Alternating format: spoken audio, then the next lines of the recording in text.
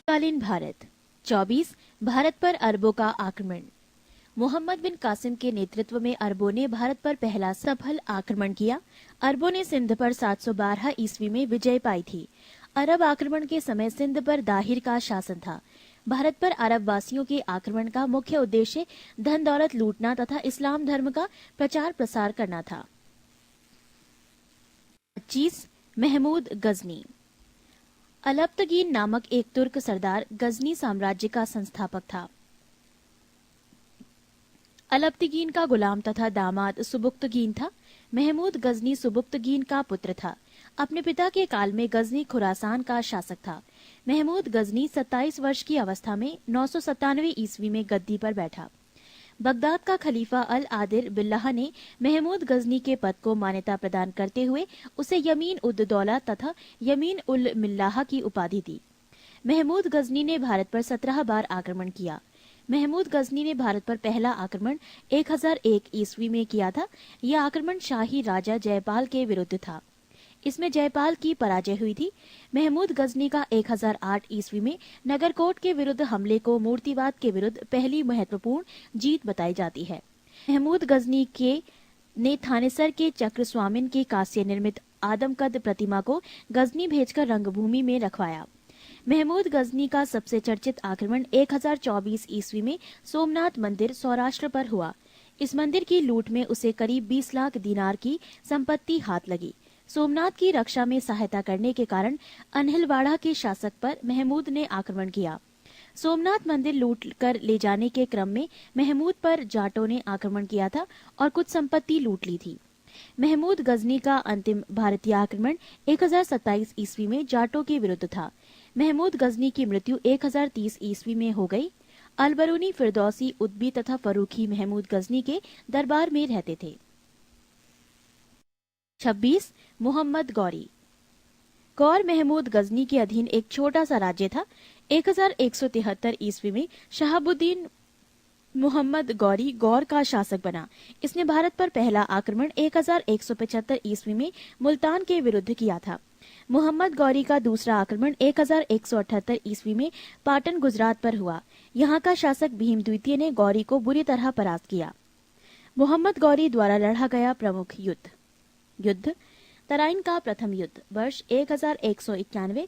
पक्ष गौरी एवं पृथ्वीराज चौहान, परिणाम पृथ्वीराज चौहान विजयी। तराइन का द्वितीय युद्ध वर्ष 1192 ईस्वी, पक्ष गौरी एवं पृथ्वीराज चौहान, परिणाम गौरी विजयी।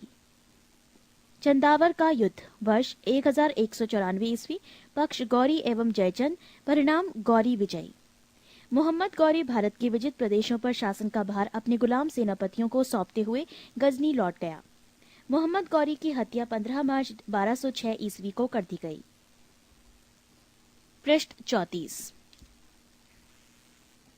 27 सल्तनत काल। गुलाम वंश। गुलाम वंश की स्थापना 1206 ईस्वी में कुतुबुद्दीन ऐबक ने किया था। वो गौरी का गुलाम था। कुतुबुद्दीन ऐबक ने अपना राज्याभिषेक 24 जून 1206 ईस्वी को किया था। कुतुबुद्दीन ऐबक ने अपनी राजधानी लाहौर में बनाई थी। कुतुब मीनार की नींव कुतुबुद्दीन ऐबक ने डाली थी। दिल्ली का कुवत उल इस्लाम मस्जिद एवं अजमेर का 2.5 दिन का झोपड़ा नामक मस्जिद का निर्माण ऐबक ने करवाया था। कुतुबुद्दीन ऐबक को लाख बख्श, लाखों का दान देने वाला भी कहा जाता था। प्राचीन नालंदा विश्वविद्यालय को ध्वस्त करने वाला ऐबक का सहायक सेनानायक बख्तियार खिलजी था। ऐबक की मृत्यु 1210 ईस्वी में चौगान खेलते समय घोड़े से गिरकर हो गई। इसे लाहौर में दफनाया गया। ऐबक का उत्तराधिकारी आराम शाह हुआ, जिसने सिर्फ 8 महीनों तक शासन किया। आराम शाह की हत्या करके इल्तुतमिश 1211 ईस्वी में दिल्ली की गद्दी पर बैठा। इल्तुतमिश तुर्किस्तान का इलबरी तुर्क था, जो ऐबक का गुलाम एवं दामाद था। ऐबक की मृत्यु के समय वो बदायूं का गवर्नर था। इल्तुतमिश लाहौर से राजधानी को स्थानांतरित करके दिल्ली लाया। इल्तुतमिश पहला शासक था जिसने 1229 ईस्वी में बगदाद के खलीफा के सुल्तान पद की वैधानिक स्वीकृति प्राप्त की।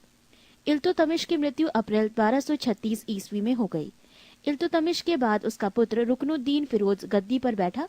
वो एक अयोग्य शासक था। इसमें अल्पकालीन शासन पर उसकी मां शाह तुर्कान छाई रही। शाह तुर्कान के अवांछित प्रभाव से परेशान होकर तुर्की अमीरों ने रुकनुद्दीन को हटाकर रजिया को सिंहासन पर आसीन किया। इस प्रकार रजिया बेगम प्रथम मुस्लिम महिला थी जिसने शासन की बागडोर संभाली। इल्तुतमिश द्वारा किए गए महत्वपूर्ण कार्य: 1. कुतुब मीनार के निर्माण को पूर्ण करवाया। 2.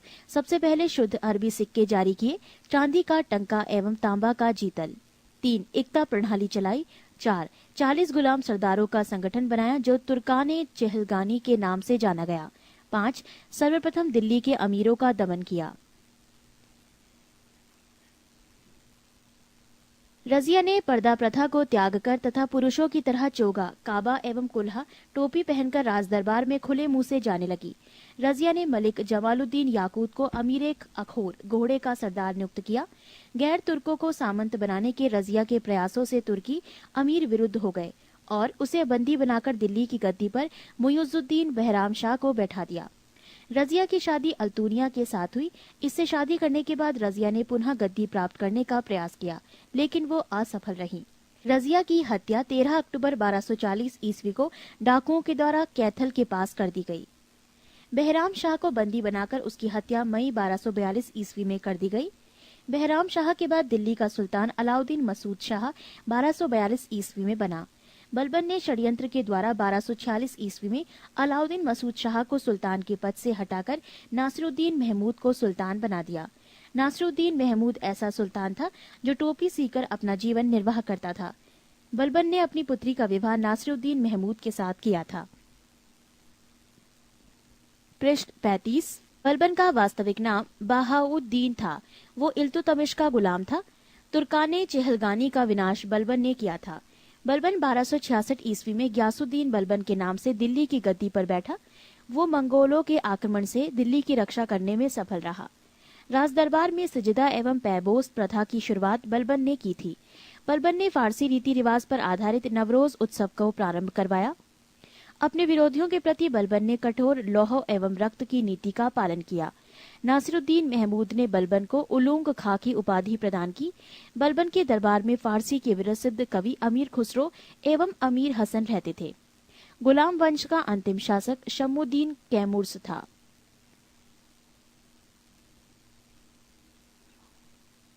अमीर खुसरो का मूल नाम मोहम्मद हसन था। उसका जन्म पटियाली पश्चिमी उत्तर प्रदेश के बदायूं के पास में 1253 ईस्वी में हुआ था। खुसरो प्रसिद्ध सूफी संत शेख निजामुद्दीन औलिया के शिष्य थे। वो बलबन से लेकर मोहम्मद तुगलक तक दिल्ली सुल्तानों के दरबार में रहे। इन्हें तूतिए हिंद, भारत का तोता के नाम से भी जाना जाता है। सितार एवं तबले के आविष्कार का श्रेय अमीर खुसरो को ही दिया जाता है। खिलजी वंश 1290 से 1320 ईस्वी। गुलाम वंश के शासन को समाप्त कर 13 जून 1290 ईस्वी को जलालुद्दीन फिरोज खिलजी ने खिलजी वंश की स्थापना की। इसने किला खेरी को अपनी राजधानी बनाया। जलालुद्दीन की हत्या 1296 ईस्वी में उसके भतीजा एवं दामाद अलाउद्दीन खिलजी ने कड़ा मानिकपुर इलाहाबाद में कर दी। 22 अक्टूबर 1296 ईस्वी में अलाउद्दीन दिल्ली का सुल्तान बना। अलाउद्दीन के बचपन का नाम अली तथा गुरशास्प था।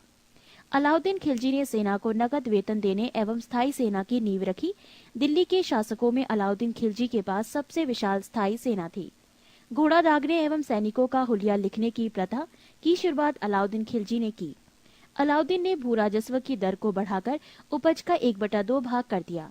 इसने खम्स यानी लूट का धन में सुल्तान का हिस्सा 1/4 भाग के स्थान पर 3/4 भाग कर दिया। इसने व्यापारियों में बेईमानी रोकने के लिए कम तौलने वाले व्यक्ति के शरीर से मांस काट लेने का आदेश दिया। इसने अपने शासनकाल में मूल्य नियंत्रण प्रणाली को दृढ़ता से लागू किया। दक्षिण भारत की विजय के लिए अलाउद्दीन ने मलिक काफूर को भेजा। जमैयत खाना मस्जिद, अलाई दरवाजा, सीरी का किला तथा 1000 खंबा महल का निर्माण अलाउद्दीन खिलजी ने करवाया था। दैवी अधिकार के सिद्धांत को अलाउद्दीन ने चलाया था। सिकंदर सानी की उपाधि से स्वयं को अलाउद्दीन खिलजी ने विभूषित किया। अलाउद्दीन ने मलिक याकूब को दीवाने रियासत नियुक्त किया था। अलाउद्दीन द्वारा नियुक्त परवाना नवीस नामक अधिकारी वस्तुओं की परमिट जारी करता था।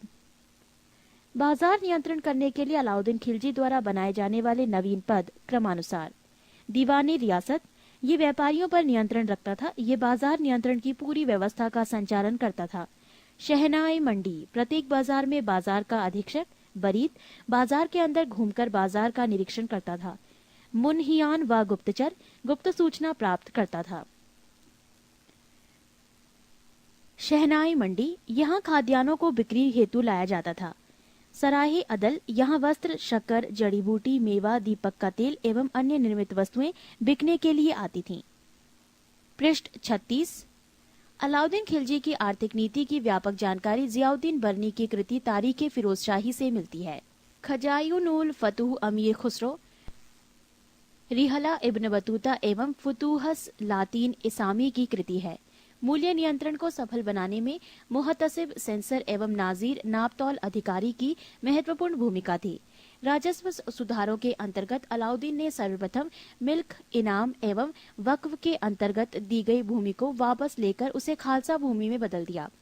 अलाउद्दीन खिलजी के द्वारा लगाए जाने वाले दो नवीन कर थे। एक चराई कर, दुधारू पशुओं पर लगाया जाता। दो गढ़ी कर, घरों एवं झोपड़ी पर लगाया जाता था। अलाउद्दीन खिलजी की मृत्यु 5 जनवरी 1316 ईस्वी को हो गई। कुतुबुद्दीन ए मुबारक खिलजी 1316 ईस्वी को दिल्ली के सिंहासन पर बैठा। इसने नग्न स्त्री पुरुष की संगत पसंद थी। मुबारक खिलजी कभी कभी राज दरबार में स्त्रियों का वस्त्र पहनकर आ जाता था। बरनी के अनुसार मुबारक कभी कभी नग्न होकर दरबारियों के बीच दौड़ा करता था। मुबारक खान ने खलीफा की उपाधि धारण की थी। मुबारक के वजीर खुसरो खान ने 15 अप्रैल 1320 ईस्वी को उसकी हत्या कर दी और स्वयं दिल्ली के सिंहासन पर बैठा। खुसरो खान ने पैगंबर के सेनापति की उपाधि धारण की।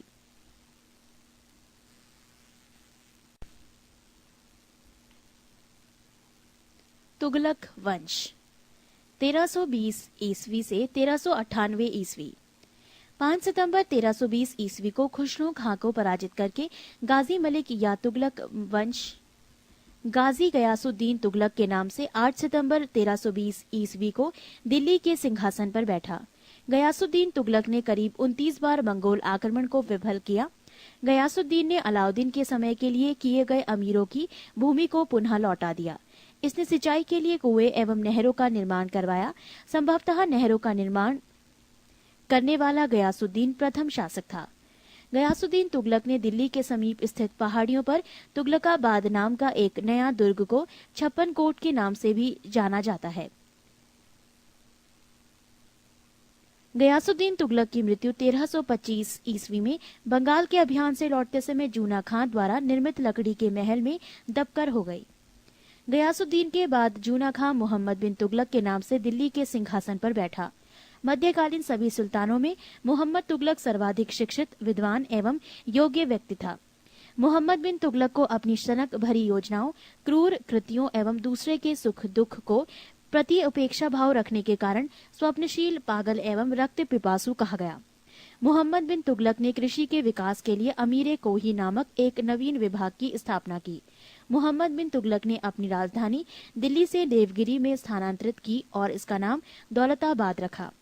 सांकेतिक मुद्रा के अंतर्गत मोहम्मद बिन तुगलक ने पीतल फरिश्ता के अनुसार, तांबा बरनी के अनुसार धातुओं के सिक्के चलवाए, जिनका मूल्य चांदी के रुपया टंका के बराबर होता था।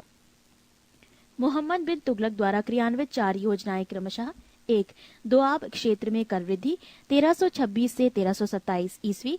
2. राजधानी परिवर्तन 1326 से 27 ईस्वी। 3. सांकेतिक मुद्रा का प्रचलन 1329 से 1330 ईस्वी। 4. खुरासन एवं कराचल का अभियान। पृष्ठ 37। अफ्रीकी यात्री इब्न बतूता लगभग 1333 ईस्वी में भारत आया। सुल्तान ने इसे दिल्ली का काजी नियुक्त किया। 1342 ईस्वी में सुल्तान ने इसे अपने राजदूत के रूप में चीन भेजा। इब्न बतूता की पुस्तक रेहला में मोहम्मद तुगलक के समय की घटनाओं का वर्णन है। इसने अपनी पुस्तक में विदेशी व्यापारियों के आवागमन, डाक चौकियों की स्थापना यानी डाक व्यवस्था एवं गुप्तचर व्यवस्था के बारे में लिखा है। मोहम्मद बिन तुगलक की मृत्यु 20 मार्च 1351 ईस्वी को सिंध जाते समय थट्टा के निकट गोडाल में हो गई। मोहम्मद बिन तुगलक के शासनकाल में दक्षिण में हरिहर एवं बुक्का नामक 2 भाइयों ने 1336 ईस्वी में स्वतंत्र राज्य विजयनगर की स्थापना की। महाराष्ट्र में अलाउद्दीन बहमन शाह ने 1347 ईस्वी में स्वतंत्र बहमनी राज्य की स्थापना की। मोहम्मद बिन तुगलक की मृत्यु पर इतिहासकार बर्नी लिखता है, अंततः लोगों को उससे मुक्ति मिली और उसे लोगों से। मोहम्मद बिन तुगलक शेख अलाउद्दीन का शिष्य था। वो सल्तनत का पहला शासक था जो अजमेर में शेख मोइनुद्दीन चिश्ती की दरगाह और बहराइच में सालार मसूद गाजी के मकबरे में गया। मोहम्मद बिन तुगलक ने बदायूं में मीरन मुल्हिम, दिल्ली में शेख निजामुद्दीन औलिया, मुल्तान में शेख रुकनुद्दीन, अजुधन में शेख मुल्तान आदि संतों की कब्र पर मकबरे बनवाए। फिरोज तुगलक का राज्याभिषेक ठट्टा के नजदीक 20 मार्च 1351 ईस्वी को हुआ।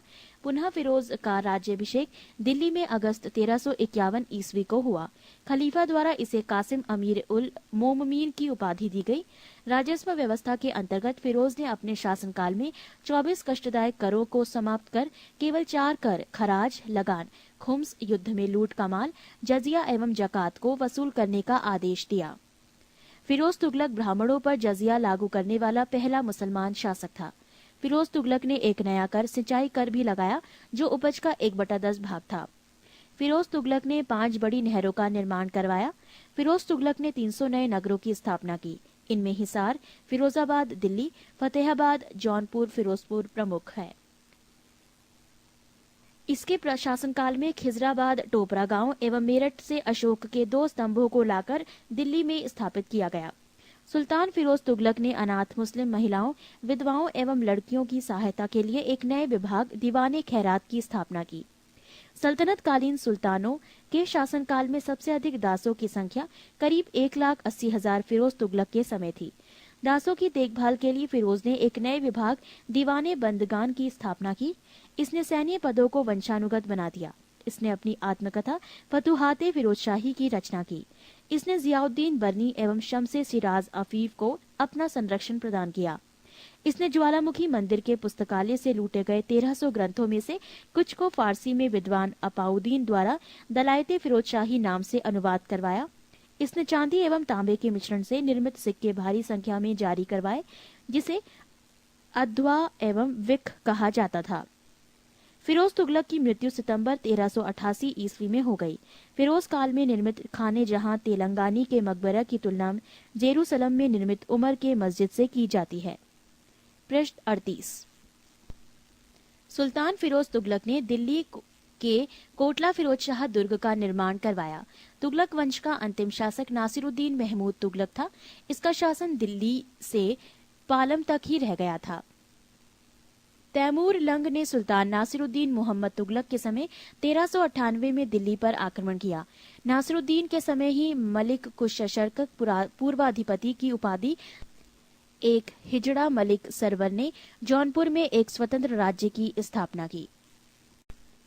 सैयद वंश 1414 से 1451 ईस्वी। सैयद वंश का संस्थापक था खिज्र खां। इसने सुल्तान की उपाधि न धारण कर अपने को रैयत ए आला की उपाधि से ही खुश रखा। खिज्र खां तैमूर लंग का सेनापति था। भारत से लौटते समय तैमूर लंग ने खिज्र खां को मुल्तान, लाहौर एवं दीपालपुर का शासक नियुक्त किया। खिज्र खां नियमित रूप से तैमूर के पुत्र शाहरुख को कर भेजा करता था। खिज्र खां की मृत्यु 20 मई 1421 ईस्वी में हो गई। खिज्र खां के पुत्र मुबारक खां ने शाह की उपाधि धारण की थी। याहिया बिन अहमद सरहिंदी को मुबारक शाह का संरक्षण प्राप्त था। इसकी पुस्तक तारीख मुबारक शाही में सैयद वंश के विषय में जानकारी मिलती है। यमुना के किनारे मुबारकबाद की स्थापना मुबारक शाह ने की थी। सैयद वंश का अंतिम सुल्तान अलाउद्दीन आलम शाह था। सैयद वंश का शासन करीब 37 वर्षों तक रहा। लोदी वंश 1451 से 1526 ईस्वी। लोदी वंश का संस्थापक बहलोल लोदी था। वो 19 अप्रैल 1451 ईस्वी को बहलोल शाहगाजी की उपाधि से दिल्ली के सिंहासन पर बैठा। दिल्ली पर प्रथम अफगान राज्य की स्थापना का श्रेय बहलोल लोदी को दिया जाता है। बहलोल लोदी ने बहलोल सिक्के का प्रचलन करवाया। वो अपने सरदारों को मकसदे अली कहकर पुकारता था। वो अपने सरदारों के खड़े रहने पर स्वयं भी खड़ा रहता था। बहलोल लोदी का पुत्र निजाम खां 17 जुलाई 1489 ईस्वी में सुल्तान सिकंदर शाह की उपाधि से दिल्ली के सिंहासन पर बैठा। 1504 ईस्वी में सिकंदर लोदी ने आगरा शहर की स्थापना की। भूमि के लिए मापन के प्रामाणिक पैमाना गजे सिकंदरी का प्रचलन सिकंदर लोदी ने किया। गुलरुखी शीर्षक से फारसी कविताएं लिखने वाला सुल्तान सिकंदर लोदी था। सिकंदर लोदी ने आगरा को अपनी नई राजधानी बनाया। इसके आदेश पर संस्कृत के एक आयुर्वेद ग्रंथ का फारसी में फरहंगे सिकंदरी के नाम से अनुवाद हुआ। इसने नगरकोट को ज्वालामुखी मंदिर की मूर्ति को तोड़कर उसके टुकड़ों को कसाईयों को मांस तौलने के लिए दो दिया था। इससे मुसलमानों को ताजिया निकालने एवं मुसलमान स्त्रियों के पीरों तथा संतों के मजार पर जाने पर प्रतिबंध लगा दिया। गले की बीमारी के कारण सिकंदर लोदी की मृत्यु 21 नवंबर 1517 ईस्वी को हो गई। इसी दिन इसका पुत्र इब्राहिम शाह की उपाधि से आगरा के सिंहासन पर बैठा। 21 अप्रैल 1526 ईस्वी को पानीपत के प्रथम युद्ध में इब्राहिम लोदी बाबर से हार गया। इस युद्ध में वो मारा गया। बाबर को भारत पर आक्रमण के लिए निमंत्रण पंजाब के शासक दौलत खान लोदी एवं इब्राहिम लोदी के चाचा आलम खान ने दिया था। मोट की मस्जिद का निर्माण सिकंदर लोदी के वजीर द्वारा करवाया गया था। पृष्ठ 39। सल्तनत कालीन शासन व्यवस्था। केंद्रीय प्रशासन का मुखिया सुल्तान बलबन एवं अलाउद्दीन के समय अमीर प्रभावहीन हो गए। अमीरों का महत्व चरमोत्कर्ष पर था। लोदी वंश के शासनकाल में सल्तनत काल में मंत्रिपरिषद को मजलिस-ए खलवत कहा गया। मजलिस-ए खास में मजलिस-ए खलवत की बैठक होती थी। बारे खास, इसमें सुल्तान सभी दरबारियों, खानों, अमीरों, मालिकों और अन्य रईसों को बुलाता था। बारे आजम, सुल्तान राजकीय कार्यों का अधिकांश भाग पूरा करता था। मंत्री एवं उससे संबंधित विभाग। 1. वजीर, प्रधानमंत्री, राजस्व विभाग का प्रमुख। 2. मुशारिफे मुमालिक, महालेखाकार, प्रांतों एवं अन्य विभागों से प्राप्त आय एवं व्यय का लेखा जोखा। मजूमदार, उधार लिए धन का हिसाब रखना। 4. खजीन, कोषा अध्यक्ष। 5. आरिजे मुमालिक, दीवाने अर्ज अथवा सैन्य विभाग का प्रमुख अधिकारी। 6. सदरोस सदूर, धर्म विभाग एवं दान विभाग का प्रमुख। 7. काजी उल कजात, सुल्तान के बाद न्याय का सर्वोच्च अधिकारी। 8. बरीदे मुमालिक, गुप्तचर विभाग की प्रमुख अधिकारी। 9. वकीले दर, सुल्तान की व्यक्तिगत सेवाओं की देखभाल करता था। 10. दीवाने खैरात, दान विभाग। 11. दीवाने बंदगान, दास विभाग। 12. दीवाने इस्तिहाक, पेंशन विभाग। दीवाने मुस्तखराज, वित्त विभाग बनाने वाला सुल्तान अलाउद्दीन खिलजी। दीवाने कोही, कृषि विभाग मोहम्मद बिन तुगलक। दीवाने अर्ज, सैन्य विभाग बलबन। दीवाने बंदगान, फिरोज शाह तुगलक। दीवाने खैरात, फिरोज शाह तुगलक। दीवाने इस्तिहाक, फिरोज शाह तुगलक। दिल्ली सल्तनत अनेक प्रांतों में बटा हुआ था, जिसे इक्ता या सूबा कहा जाता था। यहाँ का शासन नायब या वली या मुक्ति द्वारा संचालित होता था। इक्ताओं को शिको जिलों में विभाजित किया गया था, जहाँ का प्रमुख अधिकारी शिकदार होता था, जो एक सैनिक अधिकारी था। शिकों को परगनों में विभाजित किया गया था। आमिल परगने का मुख्य अधिकारी था और मुशारिफ लगान को निश्चित करने वाला अधिकारी। एक शहर या 100 गांवों के शासन की देखरेख अमीर सदा नामक अधिकारी करता था। प्रशासन की सबसे छोटी इकाई ग्राम होता था। सुल्तान की स्थायी सेना को खास खेल नाम दिया गया था। मंगोल सेना के वर्गीकरण की दशमलव प्रणाली को सल्तनतकालीन सैन्य व्यवस्था का आधार बनाया गया था। राजस्व कर व्यवस्था। उश्र, मुसलमानों से लिया जाने वाला भूमिकर। खराज, गैर मुसलमानों से लिया जाने वाला भूमिकर। ज़कात, मुसलमानों पर धार्मिक कर, संपत्ति का 40वां हिस्सा। जजिया, गैर मुसलमानों पर धार्मिक कर। नोट, खम्स, यहाँ लूटे हुए धन, खानों अथवा भूमि में गढ़े हुए खजानों से प्राप्त संपत्ति का 1/5 भाग था, जिस पर सुल्तान का अधिकार था, तथा शेष 4/5 भाग प्राप्त करके उसके सैनिकों अथवा खजाने को प्राप्त करने वाले व्यक्ति का अधिकार होता था। परंतु फिरोज तुगलक को छोड़कर अन्य सभी शासकों ने 4/5 हिस्सा स्वयं अपने लिए रखा। सुल्तान सिकंदर लोदी ने गढ़े हुए खजानों में से कोई हिस्सा नहीं लिया। पृष्ठ 40। सल्तनत काल में बारूद की सहायता से गोला फेंकने वाली मशीन को मंगलीक तथा अर्राद कहा जाता था। अलाउद्दीन खिलजी ने इक्ता प्रथा को समाप्त किया था। इक्ता प्रथा की दोबारा शुरुआत फिरोज तुगलक ने की थी। सल्तनत काल में अच्छी नस्ल के घोड़े तुर्की, अरब एवं रूस से मंगाए जाते थे। हाथी मुख्यतः बंगाल से मंगाए जाते थे। सल्तनत कालीन कानून शरीयत, कुरान एवं हदीस पर आधारित था। मुस्लिम कानून के 4 महत्वपूर्ण स्रोत थे: कुरान, हदीस, इजमा एवं कयास। 10 अश्वारोही बराबर 1 सरेखेल, 10 सरेखेल बराबर 1 सिपह सालार, 10 सिपह सालार बराबर 1 अमीर, 10 अमीर बराबर 1 मलिक, 10 मलिक बराबर 1 खान। सुल्तान सप्ताह में 2 बार दरबार में न्याय करने के लिए उपस्थित होता था। सल्तनत काल में लगान निर्धारित करने की मिश्रित प्रणाली को मुक्ताई कहा गया है। भूमि की नाप जोख करने के बाद क्षेत्रफल के आधार पर लगान का निर्धारण मसाहत कहलाता था। इसकी शुरुआत अलाउद्दीन ने की थी। पूर्णतः केंद्र के नियंत्रण में रहने वाली भूमि खालसा भूमि कहलाती थी। अलाउद्दीन ने दान दी गई अधिकांश भूमि को छीनकर खालसा भूमि में परिवर्तित कर दिया। देवल सल्तनत काल में अंतर्राष्ट्रीय बंदरगाह के रूप में प्रसिद्ध था। स्थान और प्रसिद्धि के कारण सरस्वती अच्छी किस्म के चावल के लिए, अनहीवाड़ा व्यापारियों का तीर्थ स्थल के रूप में, सदगांव रेशमी रजाइयों के लिए, आगरा नील उत्पादन के लिए, बनारस सोने चांदी एवं जड़ी काम के लिए। 28 विजयनगर साम्राज्य। विजयनगर साम्राज्य की स्थापना 1336 ईस्वी में हरिहर एवं बुक्का नामक 2 भाइयों ने की थी, जो 5 भाइयों के परिवार के अंग थे। विजयनगर का शाब्दिक अर्थ है जीत का शहर। हरिहर एवं बुक्का ने विजयनगर की स्थापना विद्यारण्य संत से आशीर्वाद प्राप्त करके की थी। हरिहर एवं बुक्का ने अपने पिता संगम के नाम पर संगम राजवंश की स्थापना की।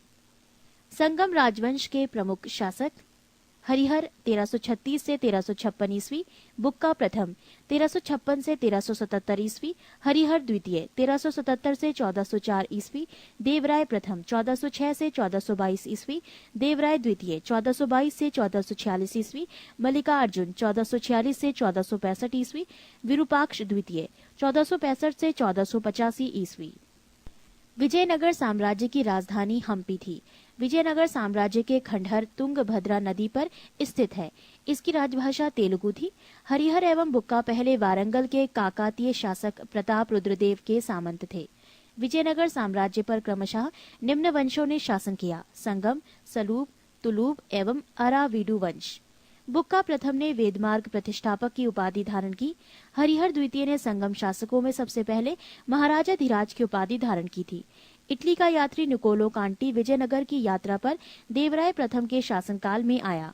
देवराय प्रथम ने तुंगभद्रा नदी पर एक बांध बनवाया ताकि जल की कमी दूर करने के लिए नगर में नहरें ला सकें। सिंचाई के लिए उसने दरहरिद्र नदी पर भी बांध बनवाया। संगम वंश का सबसे प्रतापी राजा देवराय द्वितीय था। इसे इमाड़ी देवराय भी कहा जाता था। फारसी राजदूत अब्दुल रज्जाक देवराय द्वितीय के शासनकाल में विजयनगर आया था। प्रसिद्ध तेलुगु कवि श्रीनाथ कुछ दिनों तक देवराय द्वितीय के दरबार में रहे। फरिश्ता के अनुसार देवराय द्वितीय ने अपनी सेना में 2000 मुसलमानों को भर्ती किया था एवं उन्हें जागीरें दी थीं। एक अभिलेख में देवराय द्वितीय को जगबेटकर हाथियों का शिकारी कहा गया है। पृष्ठ 41। देवराय द्वितीय ने संस्कृत ग्रंथ महानाटक सुधानिधि एवं ब्रह्मसूत्र पर भाष्य लिखा। मल्लिकार्जुन को प्रौढ़ देवराय भी कहा जाता था।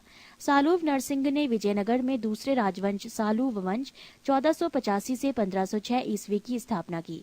सालूव वंश के बाद विजयनगर पर तुलुव वंश का शासन स्थापित हुआ। तुलुव वंश 1505 से 1565 ईस्वी की स्थापना वीर नरसिंह ने की थी। तुलुव वंश का महान शासक कृष्णदेव राय था। वो 8 अगस्त 1509 ईस्वी को शासक बना। सालूव तिम्मा कृष्णदेव राय का योग्य मंत्री एवं सेनापति था। बाबर ने अपनी आत्मकथा बाबरनामा में कृष्णदेव राय की भारत का सर्वाधिक शक्तिशाली शासक बताया।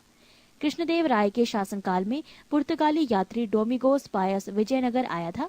कृष्णदेव राय के दरबार में तेलुगु साहित्य के 8 सर्वश्रेष्ठ कवि रहते थे, जिन्हें अष्ट दिग्गज कहा जाता था।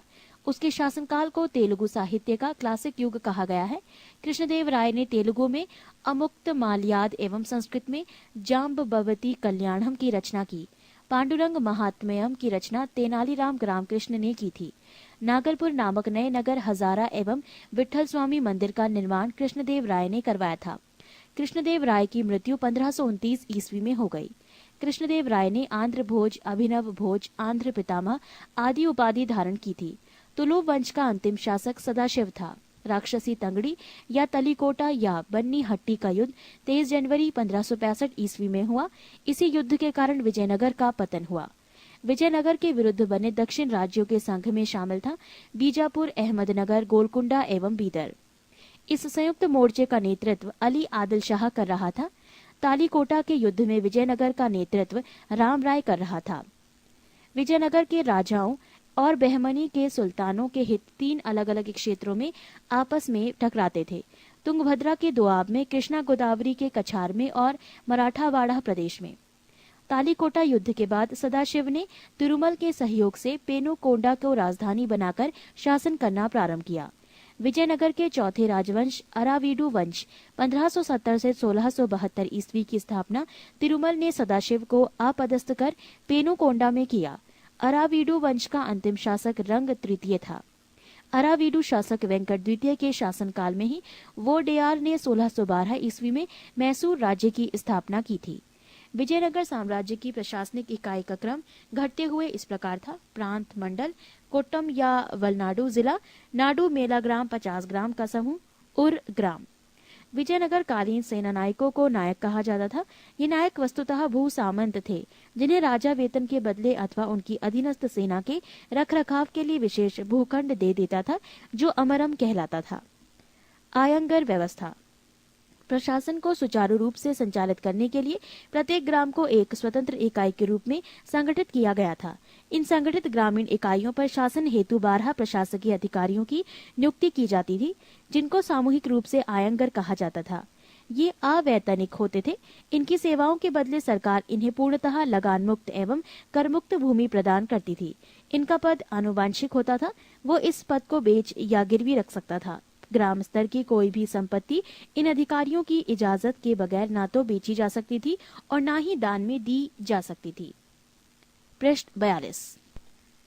कर्णिक नामक आयंगर के पास जमीन के क्रय विक्रय से संबंधित समस्त दस्तावेज होते थे। विजयनगर साम्राज्य की आय का सबसे बड़ा स्रोत लगान था। भू राजस्व की दर उपज का 1/6वां भाग था। विजयनगर आने वाला प्रमुख विदेशी यात्री निकोलो कोंटी, देश इटली, काल 1420 ईस्वी, शासक देवराय प्रथम। यात्री अब्दुल रज्जाक, देश फारस, काल 1442 ईस्वी, शासक देवराय द्वितीय। यात्री नूनीज, देश पुर्तगाल, काल 1450 ईस्वी, शासक मल्लिकार्जुन। यात्री डोमिंग पायस, देश पुर्तगाल, काल 1515 ईस्वी, शासक कृष्णदेव राय। यात्री बारबोसा, देश पुर्तगाल, काल 1515 से 16 ईस्वी, शासक कृष्णदेव राय। विवाह कर वर एवं वधू दोनों से लिया जाता था। विधवा से विवाह करने वाले इस कर से मुक्त थे। उनबली ग्राम में विशेष सेवाओं के बदले दी जाने वाली लगान मुक्त भूमि की भूधारण पद्धति थी। रत को डंगे युद्ध में शौर्य का प्रदर्शन करने वाले मृत लोगों के परिवार को दी गई भूमि को कहा जाता था। कूटग्गी ब्राह्मण, मंदिर या बड़े भूस्वामी जो स्वयं कृषि नहीं करते थे, किसानों को पट्टे की भूमि दे देते थे। ऐसी भूमि को कूटग्गी कहा जाता था। वो कृषक मजदूर जो भूमि के क्रय विक्रय के साथ ही हस्तांतरित हो जाते थे, कूदी कहलाते थे। विजयनगर का सैन्य विभाग कदाचार कहलाता था तथा इस विभाग का उच्च अधिकारी दंडनायक या सेनापति होता था। टकसाल विभाग को जोरी खाना कहा जाता था। चेटियों की तरह व्यापार में निपुण दस्तकार वर्ग के लोगों को वीर पंजाल कहा जाता था। उत्तर भारत से दक्षिण भारत में आकर बसे लोगों को बड़वा कहा जाता था। विजयनगर में दास प्रथा प्रचलित थी। मनुष्यों के क्रय विक्रय को वेस वर्ग कहा जाता था। मंदिरों में रहने वाली स्त्रियों को देवदासी कहा जाता था। इनको आजीविका के लिए भूमि या नियमित वेतन दिया जाता था। नोट: विजयनगर की मुद्रा पैगोड़ा तथा बहमनी राज्य की मुद्रा हून थी। 29. बहमनी राज्य। मोहम्मद बिन तुगलक के शासनकाल में 1347 ईस्वी में हसन गंगू ने बहमनी राज्य की स्थापना की। वो अलाउद्दीन हसन बहमन शाह के नाम से सिंहासन पर बैठा। इसने अपनी राजधानी गुलबर्गा को बनाया। इसकी राजभाषा मराठी थी। इसने अपने साम्राज्य को 4 प्रांतों में गुलबर्गा, दौलताबाद, बरार एवं बीदर में बांटा। इसकी मृत्यु 11 फरवरी 1358 ईस्वी को हो गई। अलाउद्दीन हसन के पश्चात उसका पुत्र मोहम्मद शाह प्रथम सुल्तान बना। इसके काल में ही सबसे पहले बारूद का प्रयोग बुक्का के विरुद्ध हुआ। भीमा नदी के तट पर फिरोजाबाद की स्थापना ताजुद्दीन फिरोज ने की थी।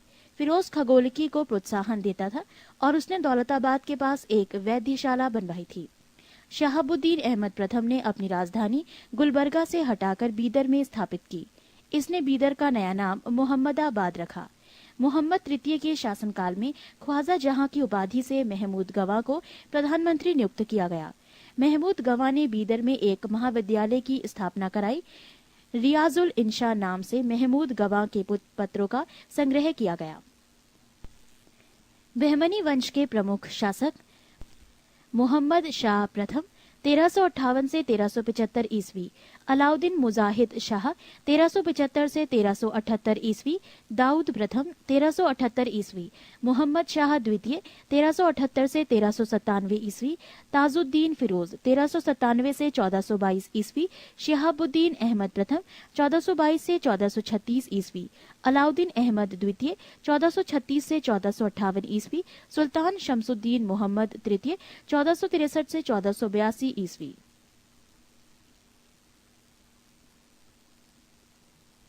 पृष्ठ 43। 1417 ईस्वी में रूसी यात्री निकितन बहमनी साम्राज्य की यात्रा पर आया। इस समय बहमनी राज्य पर ताजुद्दीन फिरोज का शासन था। बहमनी साम्राज्य के चारों प्रांतों, तरफों या अतरफों के प्रांतपति तरफदार उसके विरुद्ध विशेष से जाना जाते थे। 1. दौलताबाद का तरफदार मसनदे आली। 2. बरार का तरफदार मजलसे आली। 3. बीदर का तरफदार अजामे हुमायूं। गुलबर्गा का तरफदार मालिक नायब। बीजापुर गुलबर्गा तराफ में शामिल था। यह सबसे महत्वपूर्ण तराफ था। कलीम उल्लाह बहमनी वंश का अंतिम शासक था। इसकी मृत्यु के समय बहमनी राज्य 5 स्वतंत्र राज्यों में बढ़ गया। इन स्वतंत्र राज्यों से संबंधित विवरण इस प्रकार है। 1. राज्य बीजापुर वंश आदिल शाही, संस्थापक यूसुफ आदिल शाह, स्थापना वर्ष 1489 ईस्वी। 2. अहमद नगर वंश निजाम शाही, संस्थापक मलिक अहमद, स्थापना वर्ष 1490 ईस्वी। 3. बरार वंश इमाद शाही, संस्थापक फतेह उल्लाह इमाद शाह, स्थापना वर्ष 1490 ईस्वी। 4. गोलकुंडा वंश कुतुब शाही, संस्थापक कुली कुतुब शाह, स्थापना वर्ष 1512 ईस्वी। 5. बीदर वंश बरीद शाही, संस्थापक अमीर अली बरीद, स्थापना वर्ष 1526 ईस्वी। मोहम्मद प्रथम के मंत्री सैफुद्दीन गौरी ने केंद्रीय शासन का कार्य कई विभागों में विभक्त किया और उसे 8 मंत्रियों को नियुक्त किया, जो इस प्रकार थे। 1. वकीले सल्तनत, दिल्ली के मालिक नायाब के समान। 2. वजीले कुल, सभी मंत्रियों के कार्यों का निरीक्षण वकील को छोड़कर। 3. अमीरे जुमला, अर्थ विभाग का अध्यक्ष। 4. वजीरे अशरफ, विदेश नीति एवं दरबार संबंधी कार्यों का निष्पादन करता था। 5. नाजिर, वो अर्थ विभाग से संबंधित था। 6. पेशवा, वकीले सल्तनत का सहायक था। 7. कोतवाल, नगर का मुख्य पुलिस अधिकारी था। 8. सदरे जहां, न्याय विभाग, धर्म तथा दान विभाग का अध्यक्ष। सुल्तान के महल तथा दरबार की सुरक्षा के लिए विशेष अंगरक्षक सैनिक दल था, जिसे साख-ए खेल कहा जाता था। ये 4 भागों या नौबत में विभाजित थे, जिसके मुख्य अधिकारी सरे नौबत होता था। बहमनी राज्य में कुल 18 शासक हुए, जिन्होंने कुल मिलाकर 175 वर्ष शासन किया। 30. स्वतंत्र प्रांतीय राज्य। जौनपुर। जौनपुर की स्थापना फिरोज शाही तुगलक ने अपने भाई जौना खां की स्मृति में की थी। जौनपुर में स्वतंत्र शर्की राजवंश की स्थापना मलिक सरवर ख्वाजा जहान ने की थी। ख्वाजा जहान को मलिक उस शर्क पूर्व का स्वामी की उपाधि 1394 ईस्वी में फिरोज शाह तुगलक के पुत्र सुल्तान महमूद ने दी थी। जौनपुर के अन्य प्रमुख शासक थे मुबारक शाह 1399 से 1402 ईस्वी, शमसुद्दीन इब्राहिम शाह 1402 से 1436 ईस्वी, महमूद शाह 1436 से 51 ईस्वी और हुसैन शाह 1458 से 1500 ईस्वी। लगभग 75 वर्ष तक स्वतंत्र रहने के बाद जौनपुर पर बहलोल लोदी ने कब्जा कर लिया। शर्की शासन के अंतर्गत विशेषकर इब्राहिम शाह के समय में जौनपुर में साहित्य एवं स्थापत्य कला के क्षेत्र में हुए विकास के कारण जौनपुर को भारत के सीरीज के नाम से जाना गया। अटाला देवी की मस्जिद का निर्माण 1408 ईस्वी में शर्की सुल्तान इब्राहिम शाह द्वारा किया गया था। पृष्ठ 44। अटाला देवी मस्जिद का निर्माण कन्नौज के राजा विजयचंद द्वारा निर्मित अटाला देवी के मंदिर को तोड़कर किया गया था। जामी मस्जिद का निर्माण 1470 ईस्वी में हुसैन शाह शर्की के द्वारा किया गया था।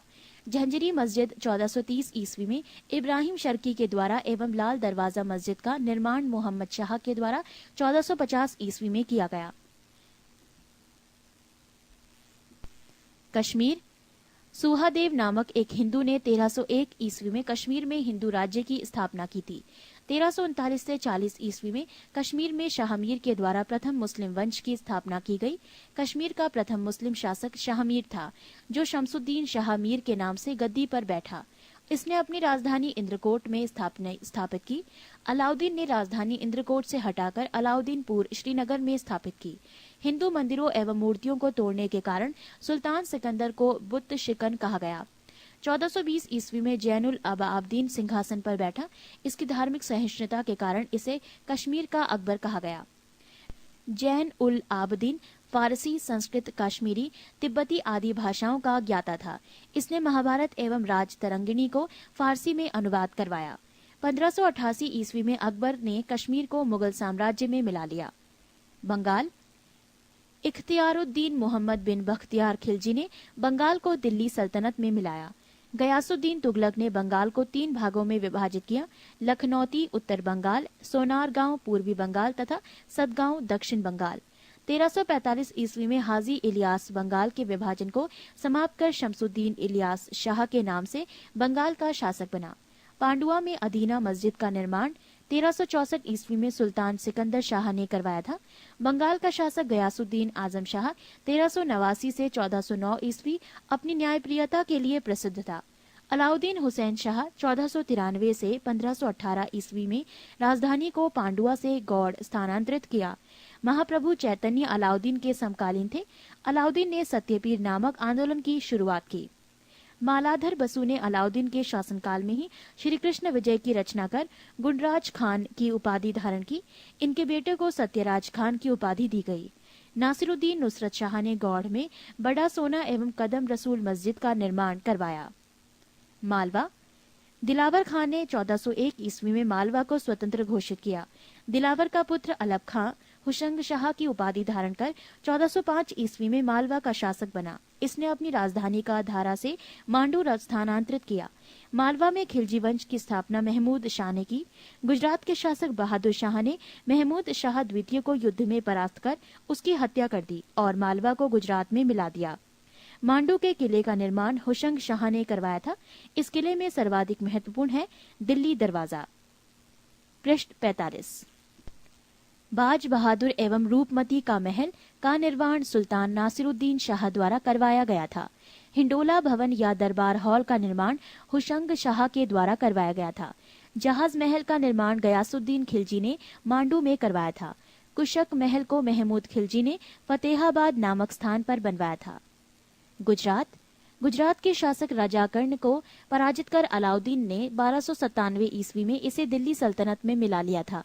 1391 ईस्वी में मोहम्मद शाह तुगलक द्वारा नियुक्त गुजरात का सूबेदार जफर खान ने सुल्तान मुजफ्फर शाह की उपाधि ग्रहण कर 1407 ईस्वी में गुजरात का स्वतंत्र सुल्तान बना।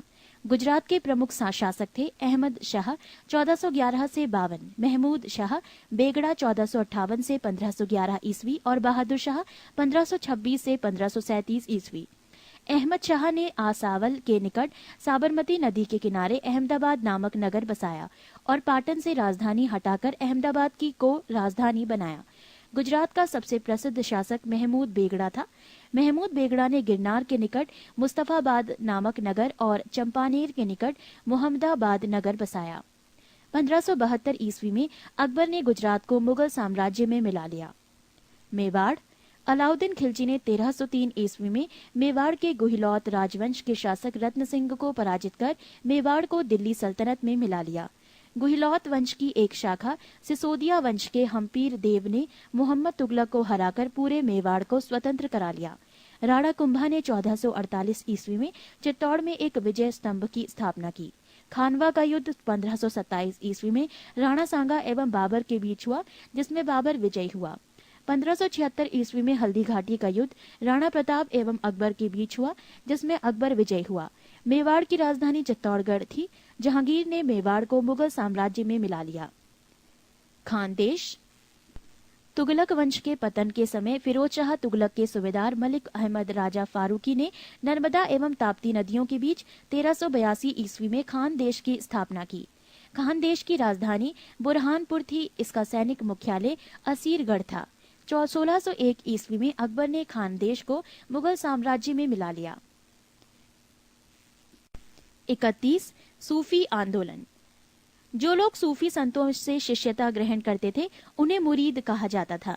सूफी जिन आश्रमों में निवास करते थे उन्हें खानकाहा या मठ कहा जाता था।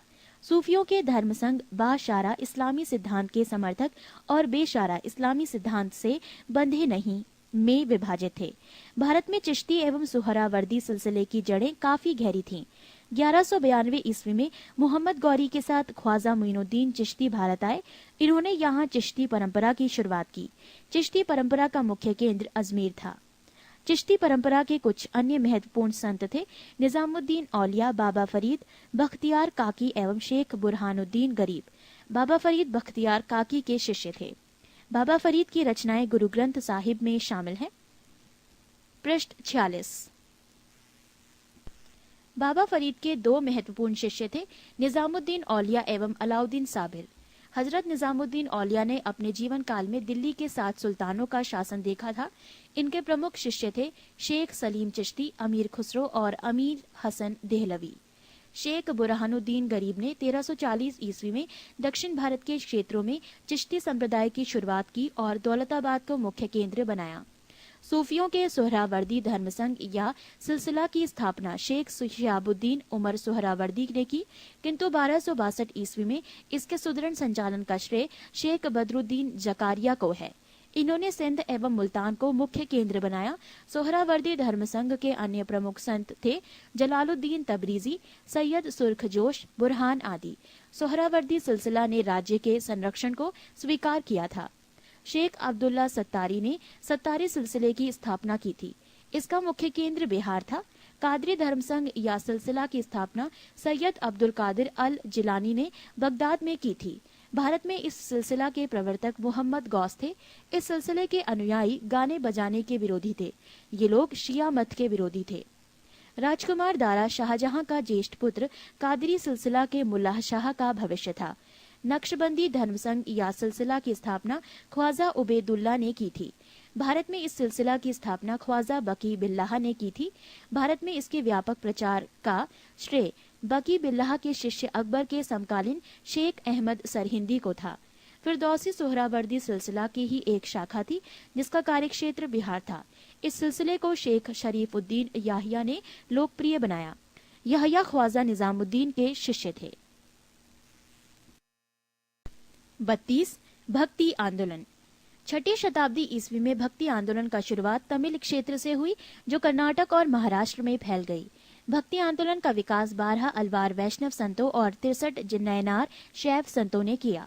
शैव संत अप्पार ने पल्लव राजा महेंद्र वर्मन को शैव धर्म स्वीकार करवाया। भक्ति कवि संतों को संत कहा जाता था और उनके 2 समूह थे। प्रथम समूह वैष्णव संत थे जो महाराष्ट्र में लोकप्रिय हुए। वो भगवान विठोबा के भक्त थे। विठोबा पंथ के संत और उनके अनुयायी वरकरी या तीर्थयात्री पंथ कहलाते थे क्योंकि हर वर्ष पंढरपुर की तीर्थ यात्रा पर जाते थे। दूसरा समूह पंजाब एवं राजस्थान के हिंदी भाषी क्षेत्रों में सक्रिय था और इसकी निर्गुण भक्ति हर विशेषता से परे भगवान की भक्ति में आस्था थी।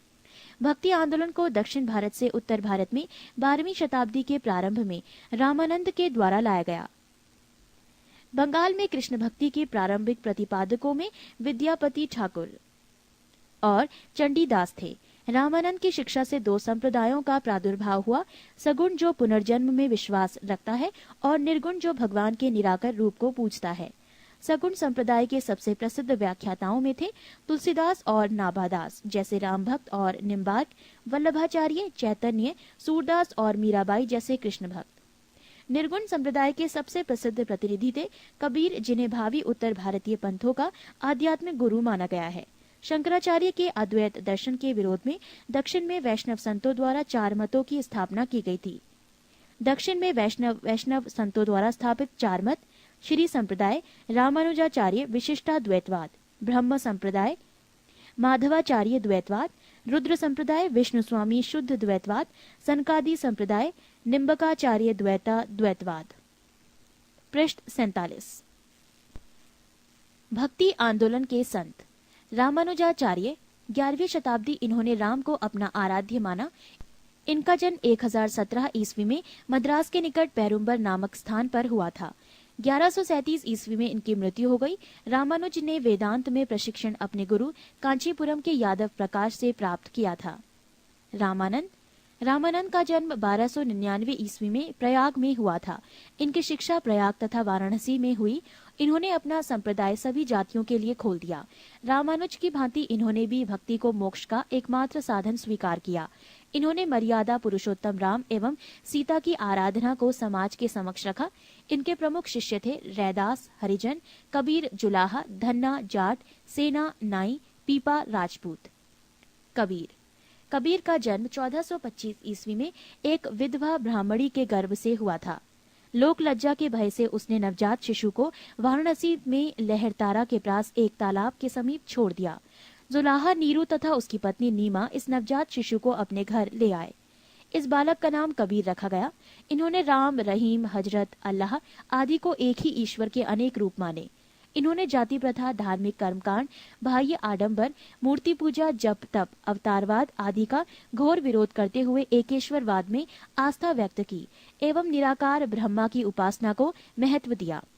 निर्गुण भक्ति धारा से जुड़े कबीर ऐसे प्रथम भक्त थे जिन्होंने संत होने के बाद भी पूर्णतः गृहस्थ जीवन का निर्वाह किया। इनके अनुयायी कबीर पंथी कहलाए। कबीर के उपदेश सबद सिखों के आदि ग्रंथ में संग्रहित हैं। गुरु नानक का जन्म 1469 ईस्वी में अविभाजित पंजाब के तलवंडी नामक स्थान पर हुआ था, जो अब ननकाना साहिब के नाम से विख्यात है। उनकी माता का नाम तृप्ता देवी था, पिता का नाम कालूराम था। बटाला के मूलराज खत्री की बेटी सुलक्षणी से उनका विवाह हुआ। उन्होंने देश का 5 बार चक्कर लगाया, जिसे उदासीस कहा जाता है। उन्होंने कीर्तनों के माध्यमों से उपदेश दिए। अपने जीवन के अंतिम क्षणों में उन्होंने रावी नदी के किनारे करतारपुर में अपना डेरा मठ स्थापित किया। अपने जीवन काल में ही उन्होंने आध्यात्मिक आधार पर अपने पुत्रों की जगह अपने शिष्य भाई लहना अंगद की अपना उत्तराधिकारी नियुक्त किया। इनकी मृत्यु 1539 ईस्वी में करतारपुर में हुई। नानक ने सिख धर्म की स्थापना की। नानक सूफी संत बाबा फरीद से प्रभावित थे। चैतन्य का जन्म 1486 ईस्वी में नदिया बंगाल के मायापुर गांव में हुआ था। इनके पिता का नाम जगन्नाथ मिश्र एवं माता का नाम शची देवी था। पाठशाला में चैतन्य को निर्माई पंडित कहा जाता था। इन्होंने गोसाई संघ की स्थापना की और साथ ही संकीर्तन प्रथा को जन्म दिया। इनके दार्शनिक सिद्धांत को अचिंत्य भेदाभेदवाद के नाम से जाना जाता है। सन्यासी बनने के बाद बंगाल छोड़कर पुरी उड़ीसा चले गए, जहां उन्होंने 2 दशक तक भगवान जगन्नाथ की उपासना की। श्रीमद वल्लभाचार्य का जन्म 1479 ईस्वी में चंपारणीय वाराणसी में हुआ था। इनके पिता का नाम लक्ष्मण भट्ट तथा माता का नाम यल मगरु था। इनका विवाह महालक्ष्मी के साथ हुआ। इनके 2 पुत्र थे, गोपीनाथ जन्म 1511 ईस्वी तथा विठलनाथ जन्म 1516 ईस्वी थे। इन्होंने गंगा यमुना संगम के समीप अरैल नामक स्थान पर अपना निवास स्थान बनाया। वल्लभाचार्य ने भक्ति साधना पर विशेष जोर दिया। इन्होंने भक्ति को मोक्ष का साधन बताया। इनके भक्ति मार्ग को पुष्टि मार्ग कहते हैं। गोस्वामी तुलसीदास। इनका जन्म उत्तर प्रदेश के बांदा जिले में राजापुर गांव में 1554 ईस्वी में हुआ था। इन्होंने रामचरितमानस की रचना की। धन्ना का जन्म 1415 ईस्वी में एक जाट परिवार में हुआ था। राजपुताना से बनारस आकर ये रामानंद के शिष्य बन गए। कहा जाता है कि इन्होंने भगवान की मूर्ति को हठात भोजन कराया था। पृष्ठ 48। रैदास। ये जाति से चमार थे। ये रामानंद से 12 शिष्यों में एक थे। इनके पिता का नाम रघु तथा माता का नाम गुरबिनिया था। ये जूता बनाकर जीविकोपार्जन करते थे। मीराबाई ने इन्हें अपना गुरु माना है। इन्होंने रायदासी संप्रदाय की स्थापना की। दादू दयाल। ये कबीर के अनुयायी थे। इनका जन्म 1554 ईस्वी में अहमदाबाद में हुआ था। इनका संबंध धुनिया जाति से था। सांभर में आकर इन्होंने ब्रह्म संप्रदाय की स्थापना की। अकबर ने धार्मिक चर्चा के लिए इन्हें एक बार फतेहपुर सीकरी बुलाया था। इन्होंने निपख नामक आंदोलन की शुरुआत की। 33 मुगल साम्राज्य। मुगल वंश का संस्थापक बाबर था। बाबर एवं उत्तरवर्ती मुगल शासक तुर्क एवं सुन्नी मुसलमान थे। बाबर ने मुगल वंश की स्थापना के साथ ही पद पादशाही की स्थापना की, जिसके तहत शासक को बादशाह कहा जाता था। बाबर 1526 से 1530 ईस्वी। बाबर का जन्म 24 फरवरी 1483 ईस्वी में हुआ था। बाबर के पिता उमर शेख मिर्जा फरगाना नामक छोटे राज्यों के शासक थे। बाबर फरगाना की गद्दी पर 8 जून 1494 ईस्वी में बैठा। बाबर ने 1507 ईस्वी में बादशाह की उपाधि धारण की, जिसे अब तक किसी तैमूर शासक ने धारण नहीं की थी। बाबर के 4 पुत्र थे, हुमायूं, कामरान, अस्करी तथा हिंदाल। बाबर ने भारत पर 5 बार आक्रमण किया। बाबर का भारत के विरुद्ध किया गया प्रथम अभियान 1519 ईस्वी में यूसुफ जाई जाति के विरुद्ध था। इस अभियान में बाबर ने बाजौर और भेरा को अपने अधिकार में कर लिया। बाबर को भारत पर आक्रमण करने का निमंत्रण पंजाब के शासक दौलत खान लोधी एवं मेवाड़ के शासक राणा सांगा ने दिया था।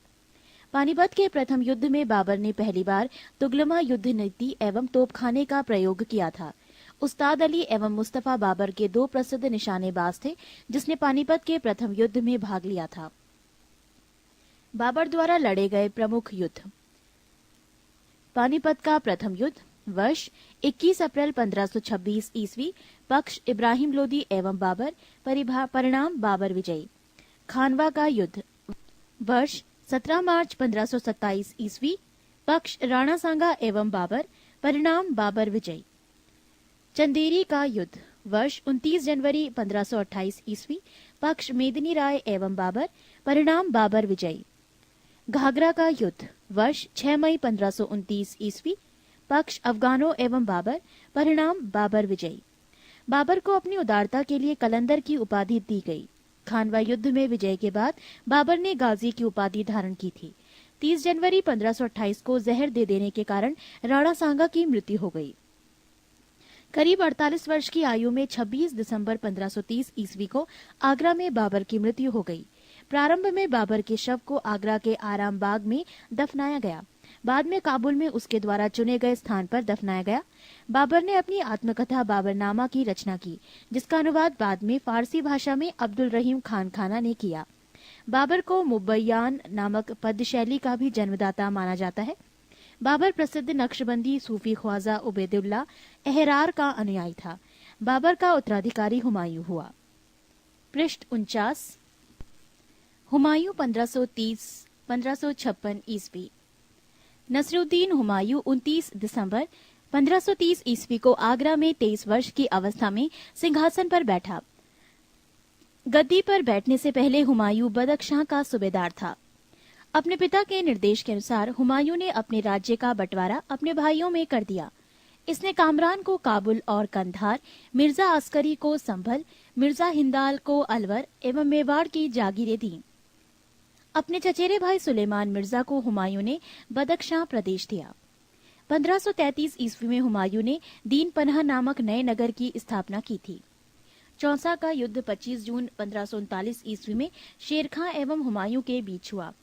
इस युद्ध में शेर खां विजयी रहा। इसी युद्ध के बाद शेर खां ने शेरशाह की पदवी ग्रहण कर ली। बिलग्राम या कन्नौज युद्ध 17 मई 1540 ईस्वी में शेर खां एवं हुमायूं के बीच हुआ। इस युद्ध में भी हुमायूं पराजित हुआ। शेर खां ने आसानी से आगरा एवं दिल्ली पर कब्जा कर लिया। बिलग्राम युद्ध के बाद हुमायूं सिंध चला गया, जहां उसने 15 वर्षों तक घुमक्कड़ों जैसा निर्वासित जीवन व्यतीत किया। निर्वासन के समय हुमायूं ने हिंदाल के आध्यात्मिक गुरु फारसवासी शिया मीर बाबा दोस्त उर्फ मीर अली अकबर जामी की पुत्री हमीदा बानो बेगम से 29 अगस्त 1541 ईस्वी को निकाह कर लिया। कालांतर में हमीदा से ही अकबर जैसे महान सम्राट का जन्म हुआ। 1555 में हुमायूं ने पंजाब के शूरी शासक सिकंदर को पराजित कर पुनः दिल्ली की गद्दी पर बैठा। हुमायूं द्वारा लड़े गए 4 प्रमुख युद्धों का क्रम है। देवरा 1531 ईस्वी, चौसा 1539, बिलग्राम 1540 एवं सरहिंद का युद्ध 1555 ईस्वी। 1 जनवरी 1556 ईस्वी को दीन पनाह भवन में स्थित पुस्तकालय की सीढ़ियों से गिरने के कारण हुमायूं की मृत्यु हो गई। हुमायूं नामा की रचना गुलबदन बेगम ने की थी। हुमायूं ज्योतिष में विश्वास करता था, इसीलिए उसने सप्ताह में 7 दिन 7 रंग के कपड़े पहनने के नियम बनाए। शेर शाह 1540 से 1545 ईस्वी। सूर साम्राज्य का संस्थापक अफगान वंशीय शेरशाह सूरी था। शेरशाह का जन्म 1472 ईस्वी में बजवाड़ा होशियारपुर में हुआ था। इनके बचपन का नाम फरीद खां था। ये सूर वंश से संबंधित था। इनके पिता हसन खां जौनपुर राज्य के अंतर्गत सासाराम के जमींदार थे। फरीद ने एक शेर को तलवार के एक ही वार से मार दिया था। उसकी इस बहादुरी से प्रसन्न होकर बिहार के अफगान शासक सुल्तान मोहम्मद बहार खां लोहानी ने उसे शेर खां की उपाधि प्रदान की। शेरशाह बिलग्राम युद्ध 1540 ईस्वी के बाद दिल्ली की गद्दी पर बैठा। शेरशाह की मृत्यु कालिंजर के किले को जीतने के क्रम में 22 मई 1545 ईस्वी को हो गई। मृत्यु के समय वो उक्का नाम का आग्नेय शास्त्र चला रहा था। कालिंजर का शासक कीरत सिंह था। शेरशाह का मकबरा सासाराम में झील के बीच ऊंचे टीले पर निर्मित किया गया है। रोहतासगढ़ किला किलाए कोहना दिल्ली नामक मस्जिद का निर्माण शेरशाह के द्वारा किया गया था। शेरशाह का उत्तराधिकारी उसका पुत्र इस्लाम शाह था। शेरशाह ने भूमि की माप के लिए 32 अंक वाला सिकंदरी गज एवं सन की डंडी का प्रयोग किया। शेरशाह ने 178 ग्रेन चांदी का रुपया एवं 380 ग्रेन तांबे के दाम चलवाया। शेरशाह ने रोहतासगढ़ के दुर्ग एवं कन्नौज के स्थान पर शेरसुर नामक नगर बसाया। शेरशाह के समय पैदावार की लगभग 1/3 भाग सरकार लगान के रूप में वसूल करती थी। पृष्ठ 50। कबूलियत एवं पट्टा प्रथा की शुरुआत शेरशाह ने की। शेरशाह ने 1541 ईस्वी में पाटलिपुत्र को पटना के नाम से पुनः स्थापित किया। शेरशाह ने ग्रैंड ट्रंक रोड की मरम्मत करवाई। मलिक मोहम्मद जायसी शेरशाह के समकालीन थे। डाक प्रथा का प्रचलन शेरशाह के द्वारा किया गया। अकबर 1542 से 1605 ईस्वी। सम्राट अकबर का जन्म 15 अक्टूबर 1542 ईस्वी को हमीदा बानो बेगम के गर्भ से अमरकोट के राणावीर साल के महल में हुआ। अकबर का राज्याभिषेक 14 फरवरी 1556 ईस्वी को पंजाब के कलानौर नामक स्थान पर हुआ। अकबर का शिक्षक अब्दुल लतीफ ईरानी विद्वान था। जब जलालुद्दीन मोहम्मद अकबर बादशाही गाजी की उपाधि से राज सिंहासन पर बैठा, बैरम खां 1556 से 1560 ईस्वी तक अकबर का संरक्षक रहा। अकबर द्वारा जीते गए प्रदेश। 1 प्रदेश मालवा, शासक बाज बहादुर, वर्ष 1561, मुगल सेनापति आदम खां, पीर मोहम्मद। 2 प्रदेश चुनार, शासक अफगानों का शासन, वर्ष 1562, मुगल सेनापति अब्दुल्ला खां। 3 प्रदेश गोंडवाना, शासक वीर नारायण एवं दुर्गावती, वर्ष 1564, मुगल सेनापति आसफ खां स्वयं अधीनता। 4 प्रदेश आमेर, शासक भारमल, वर्ष 1562, मुगल सेनापति स्वीकार किया। 5 प्रदेश मेढ़ता, शासक जयमल, वर्ष 1562, मुगल सेनापति सरफुद्दीन। 6 प्रदेश मेवाड़, शासक उदय सिंह एवं राणा प्रताप, वर्ष 1568 और 1576, मुगल सेनापति स्वयं अकबर और मानसिंह एवं आसफ खां। 7 प्रदेश रणथंबोर, शासक सूरज नाहाड़ा, वर्ष 1569, मुगल सेनापति भगवान दास एवं अकबर। 8 प्रदेश कालिंजर, शासक रामचंद्र, वर्ष 1569, मुगल सेनापति मजनू खां काकशा। 9 मारवाड़, शासक राव चंद्रसेन, वर्ष 1570, मुगल सेनापति स्वेच्छा से अधीनता स्वीकारी। 10 जैसलमेर, शासक रावल हरिराय, वर्ष 1570, मुगल सेनापति स्वेच्छा से अधीनता स्वीकारी। 11 बीकानेर, शासक कल्याणमल, वर्ष 1570, मुगल सेनापति स्वेच्छा से अधीनता स्वीकारी। 12 गुजरात, शासक मुजफ्फर खां तृतीय, वर्ष 1571, मुगल सेनापति खाने आजम सम्राट अकबर। 13 बिहार एवं बंगाल, शासक दाऊद खां वर्ष 1574 से 76, मुगल सेनापति मुनीम खां खानखाना। 14 काबुल, शासक हकीम मिर्जा वर्ष 1581, मुगल सेनापति मानसिंह एवं अकबर। 15 कश्मीर, शासक यूसुफ याकूब खां वर्ष 1586, मुगल सेनापति भगवान दास एवं कासिम खां। 16 प्रदेश उड़ीसा, शासक निसार खां वर्ष 1592, मुगल सेनापति मानसिंह। 17 प्रदेश सिंध, शासक जानी बेग वर्ष 1593, मुगल सेनापति अब्दुल रहीम खानखाना। 18 प्रदेश बलूचिस्तान, शासक पन्नी अफगान वर्ष 1595, मुगल सेनापति मीर मासूम। 19 प्रदेश कंधार, शासक मुजफ्फर हुसैन वर्ष 1595, मुगल सेनापति शाह बेग। दक्षिण भारत। 1 प्रदेश खानदेश, शासक अली खां वर्ष 1591, मुगल सेनापति स्वेच्छा से अधीनता स्वीकारी। 2 दौलताबाद, शासक चांद बीबी वर्ष 1599, मुगल सेनापति मुराद अब्दुल रहीम खानखाना अब्दुल फजल अकबर। 3 प्रदेश अहमदनगर, शासक बहादुर शाह चांद बीबी वर्ष 1600, मुगल सेनापति कुछ नहीं। 4 प्रदेश असीरगढ़, शासक मीरन बहादुर वर्ष 1601, मुगल सेनापति अकबर। ये अकबर का अंतिम अभियान था। पृष्ठ 91। पानीपत की दूसरी लड़ाई 5 नवंबर 1556 ईस्वी को अकबर और हेमू के बीच हुई थी। मक्का का तीर्थ यात्री के दौरान पाटन नामक स्थान पर मुबारक खां नामक युवक ने बैरम खां की हत्या कर दी। मई 1562 ईस्वी में अकबर ने हरम दल से अपने को पूर्णतः मुक्त कर लिया। हल्दी घाटी का युद्ध 18 जून 1576 ईस्वी को मेवाड़ के शासक महाराणा प्रताप एवं अकबर के बीच हुआ। इस युद्ध में अकबर विजयी हुआ। इस युद्ध में मुगल सेना का नेतृत्व मान सिंह एवं आसफ खान ने किया था। अकबर का सेनापति मान सिंह था। महाराणा प्रताप की मृत्यु 57 वर्ष की उम्र में 19 जनवरी 1597 ईस्वी में हो गई। गुजरात विजय के दौरान अकबर सर्वप्रथम पुर्तगालियों से मिला और यहीं उसने सर्वप्रथम समुद्र को देखा। दीने इलाही धर्म का प्रधान पुरोहित अकबर था। दीने इलाही धर्म स्वीकार करने वाला प्रथम एवं अंतिम हिंदू शासक बीरबल था। अकबर ने जैन धर्म के जैनाचार्य हरिविजय सूरी को जगत गुरु की उपाधि प्रदान की थी। राजस्व प्राप्ति की जब्ती प्रणाली अकबर के शासनकाल में प्रचलित थी। अकबर के दीवान राजा टोडरमल ने 1580 ईस्वी में 10 साल बंदोबस्त व्यवस्था लागू की। अकबर के दरबार का प्रसिद्ध संगीतकार तानसेन था। अकबर के दरबार के प्रसिद्ध चित्रकार अब्दुस ससम्मत था। दसवंत एवं बसावन अकबर के दरबार के चित्रकार थे। अकबर के शासनकाल के प्रमुख गायक तानसेन, बाज बहादुर, बाबा रामदास एवं बैजू बावरे थे। अकबर की शासन प्रणाली की प्रमुख विशेषता मनसबदारी प्रथा थी। अकबर के समकालीन प्रसिद्ध सूफी संत शेख सलीम चिश्ती थी। अकबर की मृत्यु 16 अक्टूबर 1605 ईस्वी को हुई। इसे आगरा के निकट सिकंदरा में दफनाया गया। स्थापत्य काल के क्षेत्र में अकबर की महत्वपूर्ण कृतियां हैं दिल्ली में हुमायूं का मकबरा, आगरा का लाल किला, फतेहपुर सीकरी में शाही महल, दीवाने खास, पंचमहल, बुलंद दरवाजा, जोधाबाई का महल, इबादत खाना, इलाहाबाद का किला और लाहौर का किला।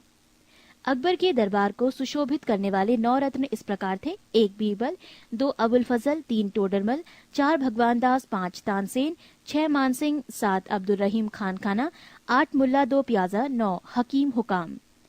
अबुल फजल का बड़ा भाई फैजी अकबर के दरबार में राजकवि के पद पर आसीन था। अबुल फजल ने अकबरनामा ग्रंथ की रचना की। वो दीने इलाही धर्म का मुख्य पुरोहित था। बीरबल के बचपन का नाम महेश दास था। संगीत सम्राट तानसेन का जन्म ग्वालियर में हुआ था। इनकी प्रमुख कृतियां थी मियाँ की टोड़ी, मियाँ का मल्हार, मियाँ का सारंग आदि। कंठाभरण वाणी विलास की उपाधि अकबर ने तानसेन को दी थी। अकबर ने भगवान दास आमेर के राजा भारमल के पुत्र को अमीर उल उमरा की उपाधि दी।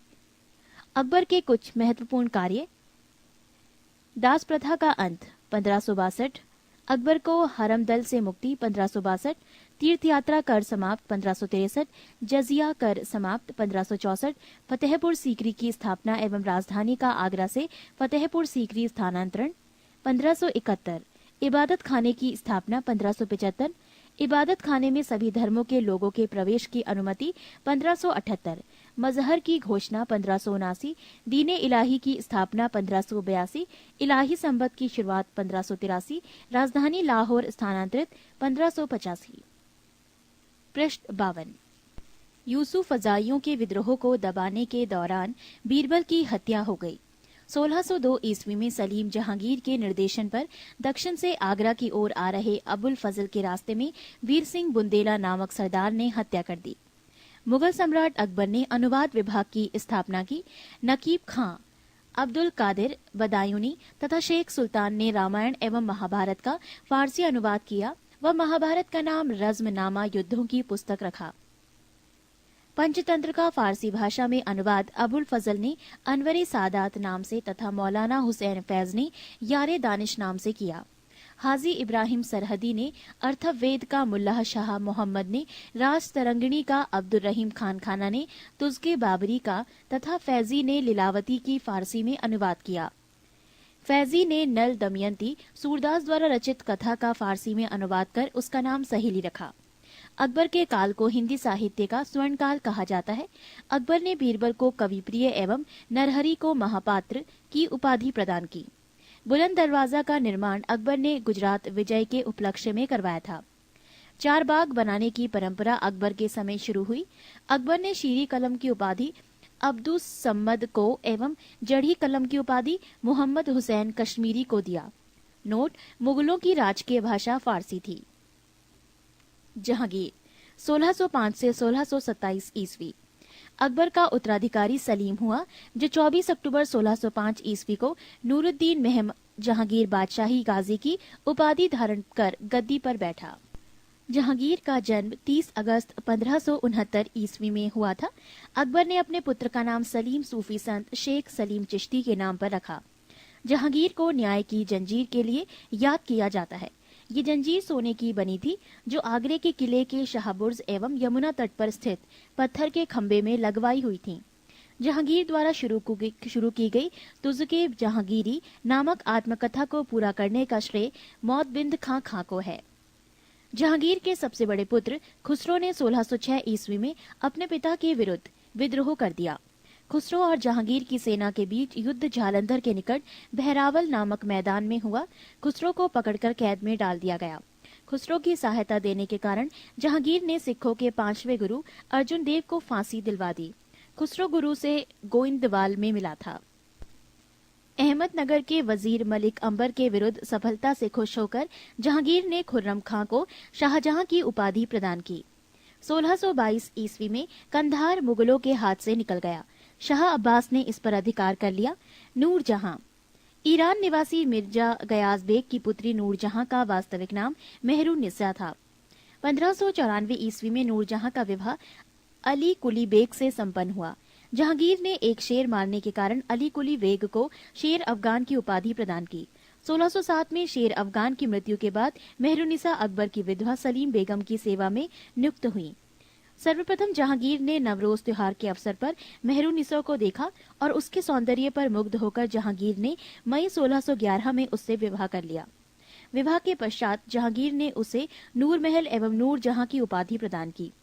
नूरजहां के सम्मान में जहांगीर ने चांदी के सिक्के जारी किए। पृष्ठ 53। जहांगीर ने गियास बेग को शाही दीवान बनाया एवं इत्मादुद्दौला की उपाधि दी। लाडली बेगम शेर अफगान एवं मेहरुन्निसा की पुत्री थी, जिसकी शादी जहांगीर के पुत्र शहरयार के साथ हुई थी। नूरजहां की मां असमत बेगम ने गुलाब से इत्र निकालने की विधि खोजी थी। महावत खां ने झेलम नदी के तट पर 1626 ईस्वी में जहांगीर, नूरजहां एवं उसके भाई आसफ खां को बंदी बना लिया था। जहांगीर के 5 पुत्र थे, 1 खुसरो, 2 परवेज, 3 खुर्रम, 4 शहरयार, 5 जहांदार। 28 अक्टूबर 1627 ईस्वी को भीमवार नामक स्थान पर जहांगीर की मृत्यु हो गई। उसे शाहदरा लाहौर में रावी नदी के किनारे दफनाया गया।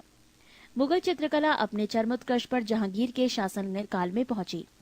जहांगीर के दरबार के प्रमुख चित्रकार थे आगा रजा, अबुल हसन, मोहम्मद नासिर, मोहम्मद मुराद, उस्ताद मंसूर, बिशनदास मनोहर एवं गोवर्धन, फारूक बेग और दौलत। जहांगीर ने आगा रजा के नेतृत्व में आगरा में एक चित्रणशाला की स्थापना की। उस्ताद मंसूर एवं अबुल हसन को जहांगीर ने क्रमशः नादिरुल अस एवं नादिरुज़्ज़म्मा की उपाधि प्रदान की। जहांगीर ने अपनी आत्मकथा में लिखा कि कोई भी चित्र, चाहे वो किसी मृतक व्यक्ति या जीवित व्यक्ति द्वारा बनाया गया हो, मैं देखते ही तुरंत बता सकता हूँ कि ये किस चित्रकार की कृति है। यदि किसी चेहरे पर आंख किसी एक चित्रकार ने, भौं किसी और ने बनाई हो, तो ये भी जान लेता हूँ कि आंख किसने और भौं किसने बनाई है। जहांगीर के समय को चित्रकाल का स्वर्णकाल कहा जाता है। इत्मादुद्दौला का मकबरा 1626 ईस्वी में नूरजहां बेगम ने बनवाया। मुगलकालीन वास्तुकला के अंतर्गत निर्मित ये प्रथम ऐसी इमारत है जो पूर्ण रूप से बेदाग सफेद संगमरमर से निर्मित है। सर्वप्रथम इसी इमारत में पितृदुरा नामक जड़ाऊ काम किया गया। अशोक के कौशाम्बी स्तंभ वर्तमान में प्रयाग पर समुद्रगुप्त की प्रयाग प्रशस्ति तथा जहांगीर का लेख उत्कीर्ण है। जहांगीर के मकबरा का निर्माण नूरजहां ने करवाया था। जहांगीर के शासनकाल में captain Hawkins, sir Thomas raw, William Finch एवं एडवर्ड टेरी जैसे यूरोपीय यात्री आए थे। शाहजहां 1627 से 1657 ईस्वी। जहांगीर के बाद सिंहासन पर शाहजहां बैठा। जोधपुर के शासक मोटा राजा उदय सिंह की पुत्री जगत गोसाई के गर्भ से 5 जनवरी 1592 ईस्वी को खुर्रम शाहजहां का जन्म लाहौर में हुआ था। 1612 ईस्वी में खुर्रम का विवाह आसम खां की पुत्री अर्जुमंद बानो बेगम से हुआ, जिसे शाहजहां ने मलिकाए जमानी की उपाधि प्रदान की। 7 जून 1631 ईस्वी में प्रसव पीड़ा के कारण उसकी मृत्यु हो गई। 4 फरवरी 1628 ईस्वी को शाहजहां आगरे में अब्दुल मुजफ्फर शहाबुद्दीन मोहम्मद साहिब किरने सानी की उपाधि प्राप्त कर सिंहासन पर बैठा। शाहजहां ने आसफ खां को वजीर पद एवं महावत खां को खान खाना की उपाधि प्रदान की। इसने नूरजहां को 2 लाख रुपए प्रतिवर्ष की पेंशन देकर लाहौर जाने दिया, जहां 1645 ईस्वी में उसकी मृत्यु हो गई। अपनी बेगम मुमताज महल की याद में शाहजहां ने ताजमहल का निर्माण आगरे में उसकी कब्र के ऊपर करवाया। ताजमहल का निर्माण करने वाला मुख्य स्थापत्य कलाकार उस्ताद अहमद लाहौरी था। मयूर सिंहासन का निर्माण शाहजहां ने करवाया था। इसका मुख्य कलाकार बे बादल खां था। पृष्ठ 54। शाहजहां के शासनकाल को स्थापत्य कला का स्वर्ण युग कहा जाता है। शाहजहां द्वारा बनवाई गई प्रमुख इमारतें हैं दिल्ली का लाल किला, दीवाने आम, दीवाने खास, दिल्ली जामा मस्जिद, आगरा मोती मस्जिद और ताजमहल आदि। शाहजहां ने 1638 ईस्वी में अपनी राजधानी को आगरा से दिल्ली लाने के लिए यमुना नदी के दाहिने तट पर शाहजहानाबाद की नींव डाली। आगरे के जामा मस्जिद का निर्माण शाहजहां की पुत्री जहां आरा ने करवाई। शाहजहां के दरबार के प्रमुख चित्रकार मोहम्मद फकीर एवं मीर हासिम थे। शाहजहां ने संगीतज्ञ लाल खां को गुड़ समंदर की उपाधि दी थी। शाहजहां के पुत्रों एवं दारा शिकोह सर्वाधिक विद्वान था। इसने भगवत गीता, योग वशिष्ठ, उपनिषद एवं रामायण का अनुवाद फारसी में करवाया। इसने सर्रे अकबर महान रहस्य नाम से उपनिषदों का अनुवाद करवाया था। दारा शिकोह कादिरी सिलसिले में मुल्लाह शाह बदख्शी का शिष्य था। शाहजहां ने दिल्ली में एक कॉलेज का निर्माण एवं दारुल बका नामक कॉलेज की मरम्मत करवाई। सितंबर 1657 ईस्वी में शाहजहां के गंभीर रूप से बीमार पड़ने और मृत्यु का अफवाह फैलने के कारण उसके पुत्रों के बीच उत्तराधिकार का युद्ध प्रारंभ हुआ। उस समय शुजा बंगाल, मुराद गुजरात एवं औरंगजेब दक्कन में था। 15 अप्रैल 1658 ईस्वी में दारा एवं औरंगजेब के बीच धर्मट का युद्ध हुआ। इस युद्ध में दारा की पराजय हुई। सामूगढ़ का युद्ध 29 मई 1658 ईस्वी को दारा एवं औरंगजेब के बीच हुआ। इस युद्ध में भी दारा की हार हुई। उत्तराधिकार का अंतिम युद्ध देवराई की घाटी में मार्च 1659 ईस्वी में हुआ। इस युद्ध में दारा को पराजित होने पर उसे इस्लाम धर्म की अवहेलना करने के अपराध में 30 अगस्त 1659 ईस्वी को हत्या कर दी गई। शाह बुलंद Iqbal, king of Lofty Fortune के रूप में दारा शिकोह जाना जाता है। 8 जून 1658 ईस्वी को औरंगजेब ने शाहजहां को बंदी बना लिया। आगरे के किले में अपने कैदी जीवन के 8वें वर्ष अर्थात 22 जनवरी 1666 ईस्वी को 74 वर्ष की अवस्था में शाहजहां की मृत्यु हो गई। औरंगजेब 1658 से 1707 ईस्वी। औरंगजेब का जन्म 24 अक्टूबर 1618 ईस्वी को दुहात गुजरात नामक स्थान पर हुआ था। औरंगजेब के बचपन का अधिकांश समय नूरजहां के पास बीता। 18 मई 1637 ईस्वी को फारस के राजघराने की दिलराज बानो बेगम के साथ औरंगजेब का निकाह हुआ। आगरा पर कब्जा कर जल्दबाजी में औरंगजेब ने अपना राज्याभिषेक अबुल मुजफ्फर मुहउद्दीन मुजफ्फर औरंगजेब बहादुर आलमगीर की उपाधि से 31 जुलाई 1658 को करवाया। देवराई के युद्ध में सफल होने के बाद 15 मई 1659 को औरंगजेब ने दिल्ली में प्रवेश किया और शाहजहां के शानदार महल में 5 जून 1659 को दूसरी बार राज्याभिषेक करवाया। औरंगजेब के गुरु थे मीर मोहम्मद हकीम। औरंगजेब सुन्नी धर्म को मानता था, उसे जिंदा पीर कहा जाता था। जयसिंह एवं शिवाजी के बीच पुरंदर की संधि 22 जून 1665 ईस्वी को संपन्न हुई। मई 1666 ईस्वी को आगरे के किले के दीवान आम पर औरंगजेब के समक्ष शिवाजी उपस्थित हुए। यहाँ शिवाजी को कैद कर जयपुर भवन में रखा गया। इस्लाम नहीं स्वीकार करने के कारण सिखों के 9वें गुरु तेग बहादुर की हत्या औरंगजेब ने 1675 में दिल्ली में करवा दी थी। औरंगजेब ने 1679 ईस्वी में जजिया कर को पुनः लागू किया। औरंगजेब ने बीबी का मकबरा का निर्माण 1679 ईस्वी में औरंगाबाद महाराष्ट्र में करवाया। पृष्ठ 55। 1686 ईस्वी में बीजापुर एवं 1697 में गोलकुंडा को औरंगजेब ने मुगल साम्राज्य में मिला लिया। मदन्ना एवं अकन्ना नामक ब्राह्मणों का संबंध गोलकुंडा के शासक अब्दुल हसन से था। औरंगजेब के समय हुए जाट विद्रोह का नेतृत्व गोकुला एवं राजाराम ने किया। 1670 ईस्वी में तिलपत की लड़ाई में जाट परास्त हुए। गोकुल को मौत के घाट उतार दिया गया। इसके बावजूद जाटों ने 1685 ईस्वी में राजाराम के नेतृत्व में पुनः विद्रोह किया।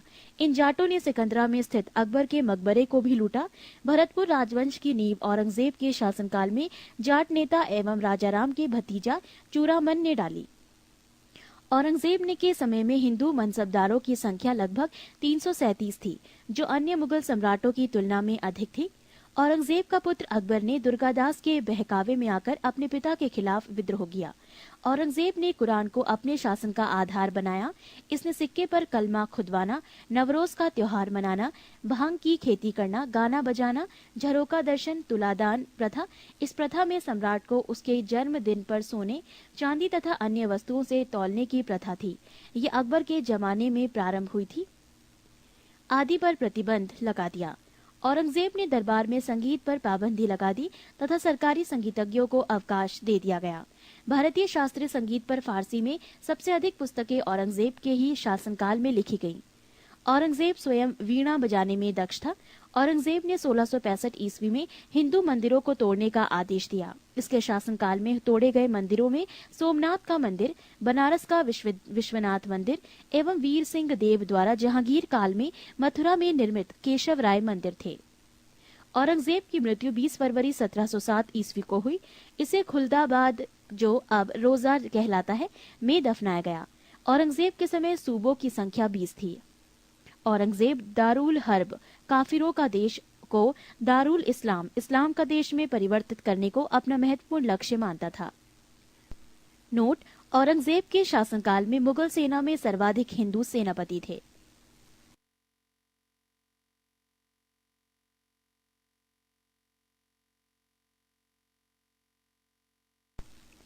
चौतीस, मुगल शासन व्यवस्था। मंत्री परिषद को वजारत कहा जाता था। बाबर के शासनकाल में वजीर पद काफी महत्वपूर्ण था। सम्राट के बाद शासन के कार्यों को संचालित करने वाला सबसे महत्वपूर्ण अधिकारी वकील था, जिसके कर्तव्यों को अकबर ने दीवान मीर बख्शी, सद्र उस सद्र एवं मीर समन में विभाजित कर दिया। औरंगजेब के समय में असद खान ने सर्वाधिक 31 वर्षों तक दीवान के पद पर कार्य किया। मीर बख्शी द्वारा सरखत नाम के पत्र पर हस्ताक्षर के बाद ही सेना को हर महीने वेतन मिल पाता था। जब कभी सद्र न्याय विभाग के प्रमुख का कार्य करता था, तब उसे काजी कहा जाता था। लगानहीन भूमि मददे माश का निरीक्षण सद्र करता था। सम्राट के घरेलू विभागों का प्रधान मीर समान कहलाता था। मुगल काल के प्रमुख अधिकारी एवं कार्य: पद सूबेदार, कार्य प्रांतों में शांति स्थापित करना तथा प्रांत कार्यकारिणी का प्रधान। दीवान, कार्य प्रांतीय राजस्व का प्रधान सीधे शाही दीवान के प्रति जवाबदेह। बख्शी, कार्य प्रांतीय सैन्य प्रधान। फौजदार, जिले का प्रधान फौजी अधिकारी। आमिल या अमलगुजार, जिले का प्रमुख राजस्व अधिकारी। कोतवाल, नगर प्रधान, शिकदार, परगने का प्रमुख अधिकारी, आमिल, ग्राम के कृषकों से प्रत्यक्ष संबंध बनाना एवं लगान निर्धारित करना। प्रश्न 56। सूचना एवं गुप्तचर विभाग का प्रधान दरोगाए डाक चौकी कहलाता था। शरीयत के प्रतिकूल कार्य करने वालों को रोकना, आम जनता के दुष्चरित्रता से बचाने का कार्य मुहतासिब नामक अधिकारी करता था। प्रशासन की दृष्टि से मुगल साम्राज्य का बंटवारा सूबों में, सूबों का सरकार में, सरकार का परगना या महाल में, महाल का जिला या दस्तूर में और दस्तूर ग्राम में बटे थे। प्रशासन की सबसे छोटी इकाई ग्राम थी, जिसे मावदा या दीही कहते थे। मावदा के अंतर्गत छोटी छोटी बस्तियों को नागला कहा जाता था। शाहजहां के शासनकाल में सरकार एवं परगना के मध्य चकला ग्राम की एक नई इकाई की स्थापना की गई थी। भूमिकर के विभाजन के आधार पर मुगल साम्राज्य की समस्त भूमि 3 वर्गों में विभाजित थी। 1 खालसा भूमि, प्रत्यक्ष रूप से बादशाह के नियंत्रण में। 2 जागीर भूमि, तनख्वाह के बदले दी जाने वाली भूमि। 3 सयूरगल या मददे माश, अनुदान में दी गई लगानहीन भूमि, इसे मिल्क भी कहा जाता था। शेरशाह द्वारा भूराजस्व हेतु अपनाई जाने वाली पद्धति राई का उपयोग अकबर ने भी किया था। अकबर के द्वारा करोड़ी नामक अधिकारी की नियुक्ति 1573 ईस्वी में की गई थी। इसे अपने क्षेत्र से 1 करोड़ दाम वसूल करना होता था। 1580 ईस्वी में अकबर ने दहसाला नाम की पर नवीन कर प्रणाली प्रारंभ की। इस व्यवस्था को टोडरमल बंदोबस्त भी कहा जाता है। इस व्यवस्था के अंतर्गत भूमि को 4 भागों में विभाजित किया गया। 1 पोलज, इसमें नियमित रूप से खेती होती थी, वर्ष में 2 बार फसल। 2 परती, इस भूमि पर 1 या 2 वर्ष के अंतराल पर खेती की जाती थी। 3 चाचर, इस पर 3 से 4 वर्ष के अंतराल पर खेती की जाती थी। 4 बंजर, ये खेती योग्य भूमि नहीं थी, इस पर लगान नहीं वसूला जाता था। 1570 से 71 ईस्वी में टोडरमल ने खालसा भूमि पर भू राजस्व की नवीन प्रणाली जब्ती प्रारंभ की। इसमें कर निर्धारण की 2 श्रेणी थी, एक को तख्शीस एवं दूसरे को तहसील कहते थे। औरंगजेब ने अपने शासनकाल में नस्क प्रणाली को अपनाया और भू राजस्व की राशि को उपज का आधा कर दिया। मुगल काल में कृषक 3 वर्गों में विभाजित थे। 1 खुदकाश्त, ये किसान उसी गांव की भूमि पर खेती करते थे जहां के वो निवासी थे। 2 पाही काश्त, ये दूसरे गांव जाकर कृषि कार्य करते थे। 3 मुजारियन, खुदकाश्त कृषकों से भूमि किराए पर लेकर कृषि कार्य करते थे। मुगल काल में रुपये की सर्वाधिक ढलाई औरंगजेब के समय में हुई। आना सिक्के का प्रचलन शाहजहां ने करवाया। जहांगीर ने अपने समय में सिक्कों पर अपनी आकृति बनवाई, साथ ही उस पर अपना एवं नूरजहां का काम अंकित करवाया। सबसे बड़ा सिक्का शनसब सोना का था। स्वर्ण का सबसे प्रचलित सिक्का इलाही था। मुगल कालीन अर्थव्यवस्था का आधार चांदी का रुपया था। दैनिक लेन देन के लिए तांबे के दाम का प्रयोग होता था। 1 रुपया में 40 दाम होते थे। मुगल सेना 4 भागों में विभक्त थी। 1 पैदल सेना, 2 घुड़सवार सेना, 3 तोपखाना और 4 हाथी सेना। मुगल कालीन सैन्य व्यवस्था पूर्णतः मनसबदारी प्रथा पर आधारित थी। इसे अकबर ने प्रारंभ किया था। पृष्ठ 57। 10 से 500 तक मनसब प्राप्त करने वाले मनसबदार, 500 से 2500 तक मनसब प्राप्त करने वाले उमरा एवं 2500 से ऊपर तक मनसब प्राप्त करने वाले अमीर आजम कहलाते थे। जात से व्यक्ति के वेतन एवं प्रतिष्ठा का ज्ञान होता था। सवार पद से घुड़सवार दस्तों की संख्या का ज्ञान होता था। जहांगीर ने सवार पद में 2 अस्पा एवं सिंह अस्पा की व्यवस्था की। सर्वप्रथम ये पद महाबत खां को दिया गया। मुगल कालीन लगान वसूल करने की व्यवस्थाएं। गल्ला बख्शी, इसमें फसल का कुछ भाग सरकार द्वारा ले लिया जाता था। नसक, इसमें खड़ी फसल के आधार पर लगान का अनुमान लगाकर फसल कटने पर उसे ले लिया जाता था। ये व्यवस्था बंगाल में थी। जब्ती, इसमें बोई गई फसल के आधार पर लगान का निश्चय किया जाता था, जो नकद लिया जाता था। 35 मराठों का उत्कर्ष। मराठा साम्राज्य का संस्थापक शिवाजी थे। शिवाजी का जन्म 6 अप्रैल 1627 ईस्वी में शिवनेर दुर्ग यानी जुन्नार के समीप में हुआ था। शिवाजी के पिता का नाम शाहजी भोसले एवं माता का नाम जीजाबाई था। शाहजी भोसले की दूसरी पत्नी का नाम तुकाबाई मोहिते था। शिवाजी के गुरु कोंडदेव थे। आध्यात्मिक क्षेत्र में शिवाजी के आचरण पर गुरु रामदास का काफी प्रभाव था। शिवाजी का विवाह साईबाई निम्बालकर से 1640 ईस्वी में हुआ। शाहजी ने शिवाजी को पूना की जागीर प्रदान कर स्वयं बीजापुर रियासत में नौकरी कर ली। अपने सैन्य अभियान के अंतर्गत 1644 ईस्वी में शिवाजी ने सर्वप्रथम बीजापुर के तोरण नामक पहाड़ी किले पर अधिकार किया। 1656 ईस्वी में शिवाजी ने रायगढ़ को अपनी राजधानी बनाया। बीजापुर के सुल्तान ने अपने योग्य सेनापति अफजल खां को सितंबर 1665 ईस्वी में शिवाजी को पराजित करने के लिए भेजा। शिवाजी ने अफजल खां की हत्या कर दी। शिवाजी ने सूरत को 1664 ईस्वी एवं 1679 ईस्वी में लूटा। पुरंदर की संधि 1665 ईस्वी में महाराजा जयसिंह एवं शिवाजी के मध्य संपन्न हुई। 1672 ईस्वी में शिवाजी ने पन्हाला दुर्ग को बीजापुर से छीना। 5 जून 1674 ईस्वी को शिवाजी ने रायगढ़ में वाराणसी काशी के प्रसिद्ध विद्वान श्री गंगा भट्ट द्वारा अपना राज्य अभिषेक करवाया। मूल रूप से गंगा भट्ट महाराष्ट्र का एक सम्मानित ब्राह्मण था जो लंबे समय से वाराणसी में रह रहा था। शिवाजी को औरंगजेब ने मई 1666 ईस्वी में जयपुर भवन में कैद कर लिया, जहां से वो 16 अगस्त 1666 ईस्वी में भाग निकले।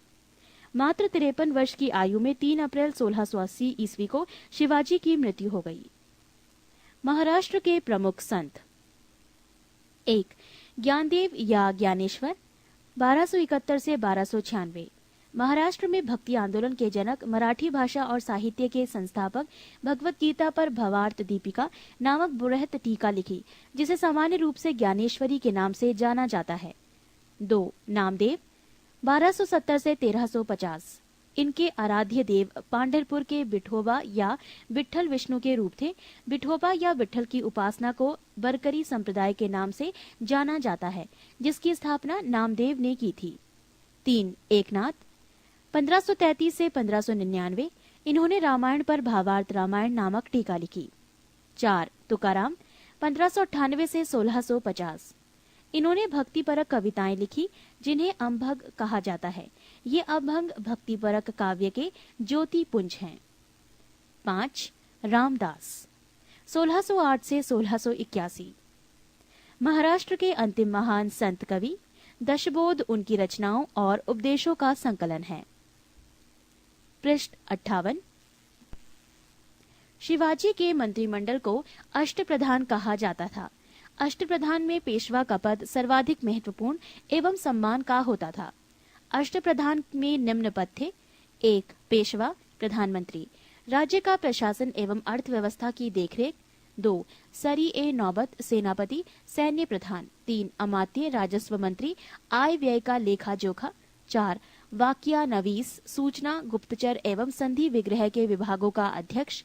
5. चिटनिस, राजकीय पत्रों को पढ़कर उसकी भाषा शैली को देखना। 6. सुमंत, विदेश मंत्री। 7. पंडित राव, धार्मिक कार्यों के लिए तिथि का निर्धारण।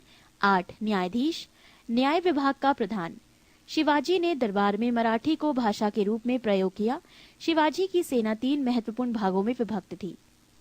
1. पागा सेना, नियमित घुड़सवार सैनिक। 2. सिहलदार, अस्थायी घुड़सवार सैनिक। 3. पैदल सेना।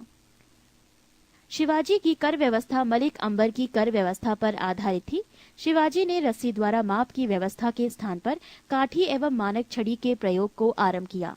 शिवाजी के समय कुल उपज का 33% भाग राजस्व के रूप में वसूला जाता था, जो बढ़कर 40% हो गया था। चौथ एवं सरदेश मुखी नामक कर शिवाजी के द्वारा लगाया गया।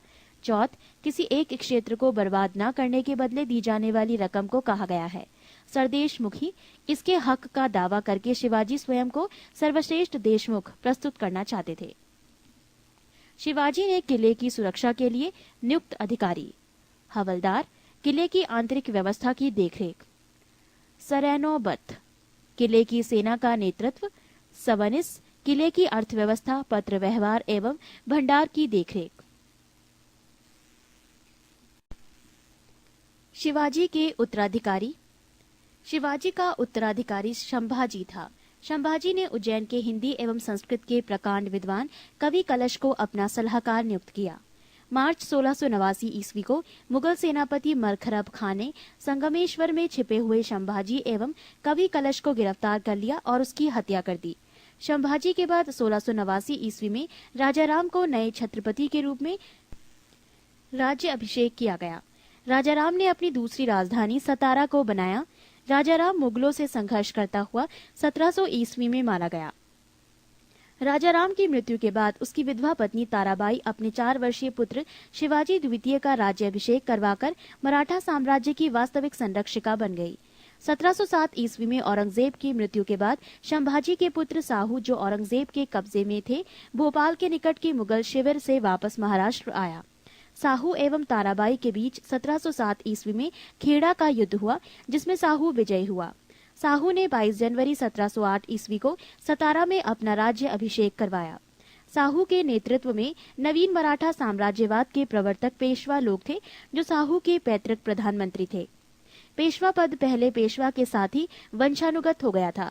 1713 ईस्वी में साहू ने बालाजी विश्वनाथ को पेशवा बनाया। इनकी मृत्यु 1720 ईस्वी में हुई। इसके बाद पेशवा बाजीराव प्रथम हुए। पृष्ठ 59।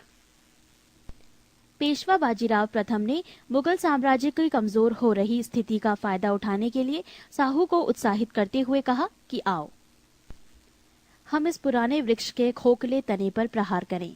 शाखाएं तो स्वयं गिर जाएंगी।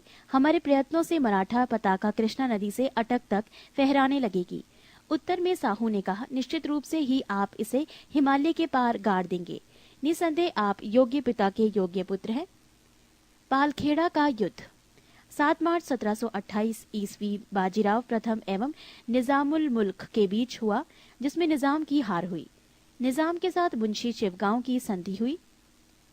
अंग्रेज मराठा संघर्ष के अंतर्गत होने वाली प्रमुख संधियां और वर्ष: सूरत की संधि वर्ष 1775, पुरंदर की संधि 1776, बड़गांव की संधि 1779, सालाबाई की संधि 1782, बसीन की संधि 1802, देवगांव की संधि 1803, सुरजी अर्जुन गांव की संधि 1803, राजापुर घाट की संधि 1804, नागपुर की संधि 1816, ग्वालियर की संधि 1817, पूना की संधि 1817, मंदसौर की संधि 1818। दिल्ली पर आक्रमण करने वाला प्रथम पेशवा बाजीराव प्रथम था, जिसने 29 मार्च 1737 ईस्वी को दिल्ली पर धावा बोला था। उस समय मुगल बादशाह मुहम्मद शाह दिल्ली छोड़ने के लिए तैयार हो गया था। बाजीराव प्रथम मस्तानी नामक महिला से संबंध होने के कारण चर्चित रहा था। 1740 ईस्वी में बाजीराव प्रथम की मृत्यु हो गई। बाजीराव प्रथम की मृत्यु के बाद बालाजी बाजीराव 1740 ईस्वी में पेशवा बना। 1750 ईस्वी में संगोला संधि के बाद पेशवा के हाथ में सारे अधिकार सुरक्षित हो गए। बालाजी बाजीराव को नाना साहब के नाम से भी जाना जाता था। झलकी की संधि हैदराबाद के निजाम एवं बालाजी बाजीराव के मध्य हुई। बालाजी बाजीराव के समय में ही पानीपत का तृतीय युद्ध 14 जनवरी 1761 को हुआ, जिसमें मराठों की हार हुई।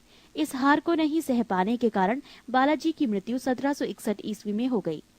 माधवराव नारायण प्रथम 1761 ईस्वी में पेशवा बना। इसने मराठों की खोई हुई प्रतिष्ठा को पुनः प्राप्त करने का प्रयास किया। माधवराव ने ईस्ट इंडिया कंपनी की पेंशन पर रह रहे मुगल बादशाह शाह आलम द्वितीय को पुनः दिल्ली की गद्दी पर बैठाया। मुगल बादशाह अब मराठों का पेंशन भोगी बन गया। पेशवा नारायण राव 1772 से 73 की हत्या उसके चाचा रघुनाथ राव के द्वारा की गई। पेशवा माधवराव नारायण द्वितीय की अल्पायु के कारण मराठा राज्य की देखरेख 12 भाई थे सभा नाम की 12 सदस्यों की एक परिषद करती थी। इस परिषद के 2 महत्वपूर्ण सदस्य थे, महादजी सिंधिया एवं नाना फडणवीस। अंतिम पेशवा राघोबा का पुत्र बाजीराव द्वितीय था, जो अंग्रेजों की सहायता से पेशवा बना था।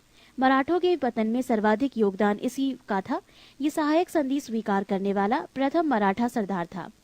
प्रथम आंग्ल मराठा युद्ध 1775 से 82 ईस्वी तक चला। इसके बाद 1776 ईस्वी में पुरंदर की संधि हुई। इसके तहत कंपनी ने रघुनाथ राव के समर्थन को वापस ले लिया। द्वितीय आंग्ला मराठा युद्ध 1803 से 1805 ईस्वी में हुआ। इसमें भोसले नागपुर ने अंग्रेजों को चुनौती दी। इसके फलस्वरूप 7 सितंबर 1803 ईस्वी को देवगांव की संधि हुई। तृतीय आंग्ला मराठा युद्ध 1816 से 1818 ईस्वी में हुआ। इस युद्ध के बाद मराठा शक्ति और पेशवा के वंशानुगत पद को समाप्त कर दिया गया। पेशवा बाजीराव द्वितीय ने कोरेगांव एवं अष्टी के युद्ध में हारने के बाद फरवरी 1818 ईस्वी में मेलकम के सम्मुख आत्मसमर्पण कर दिया अंग्रेजों ने पेशवा के पद को समाप्त कर बाजीराव द्वितीय को कानपुर के निकट बिठूर में पेंशन पर जीने के लिए भेज दिया, जहां 1853 ईस्वी में इसकी मृत्यु हो गई।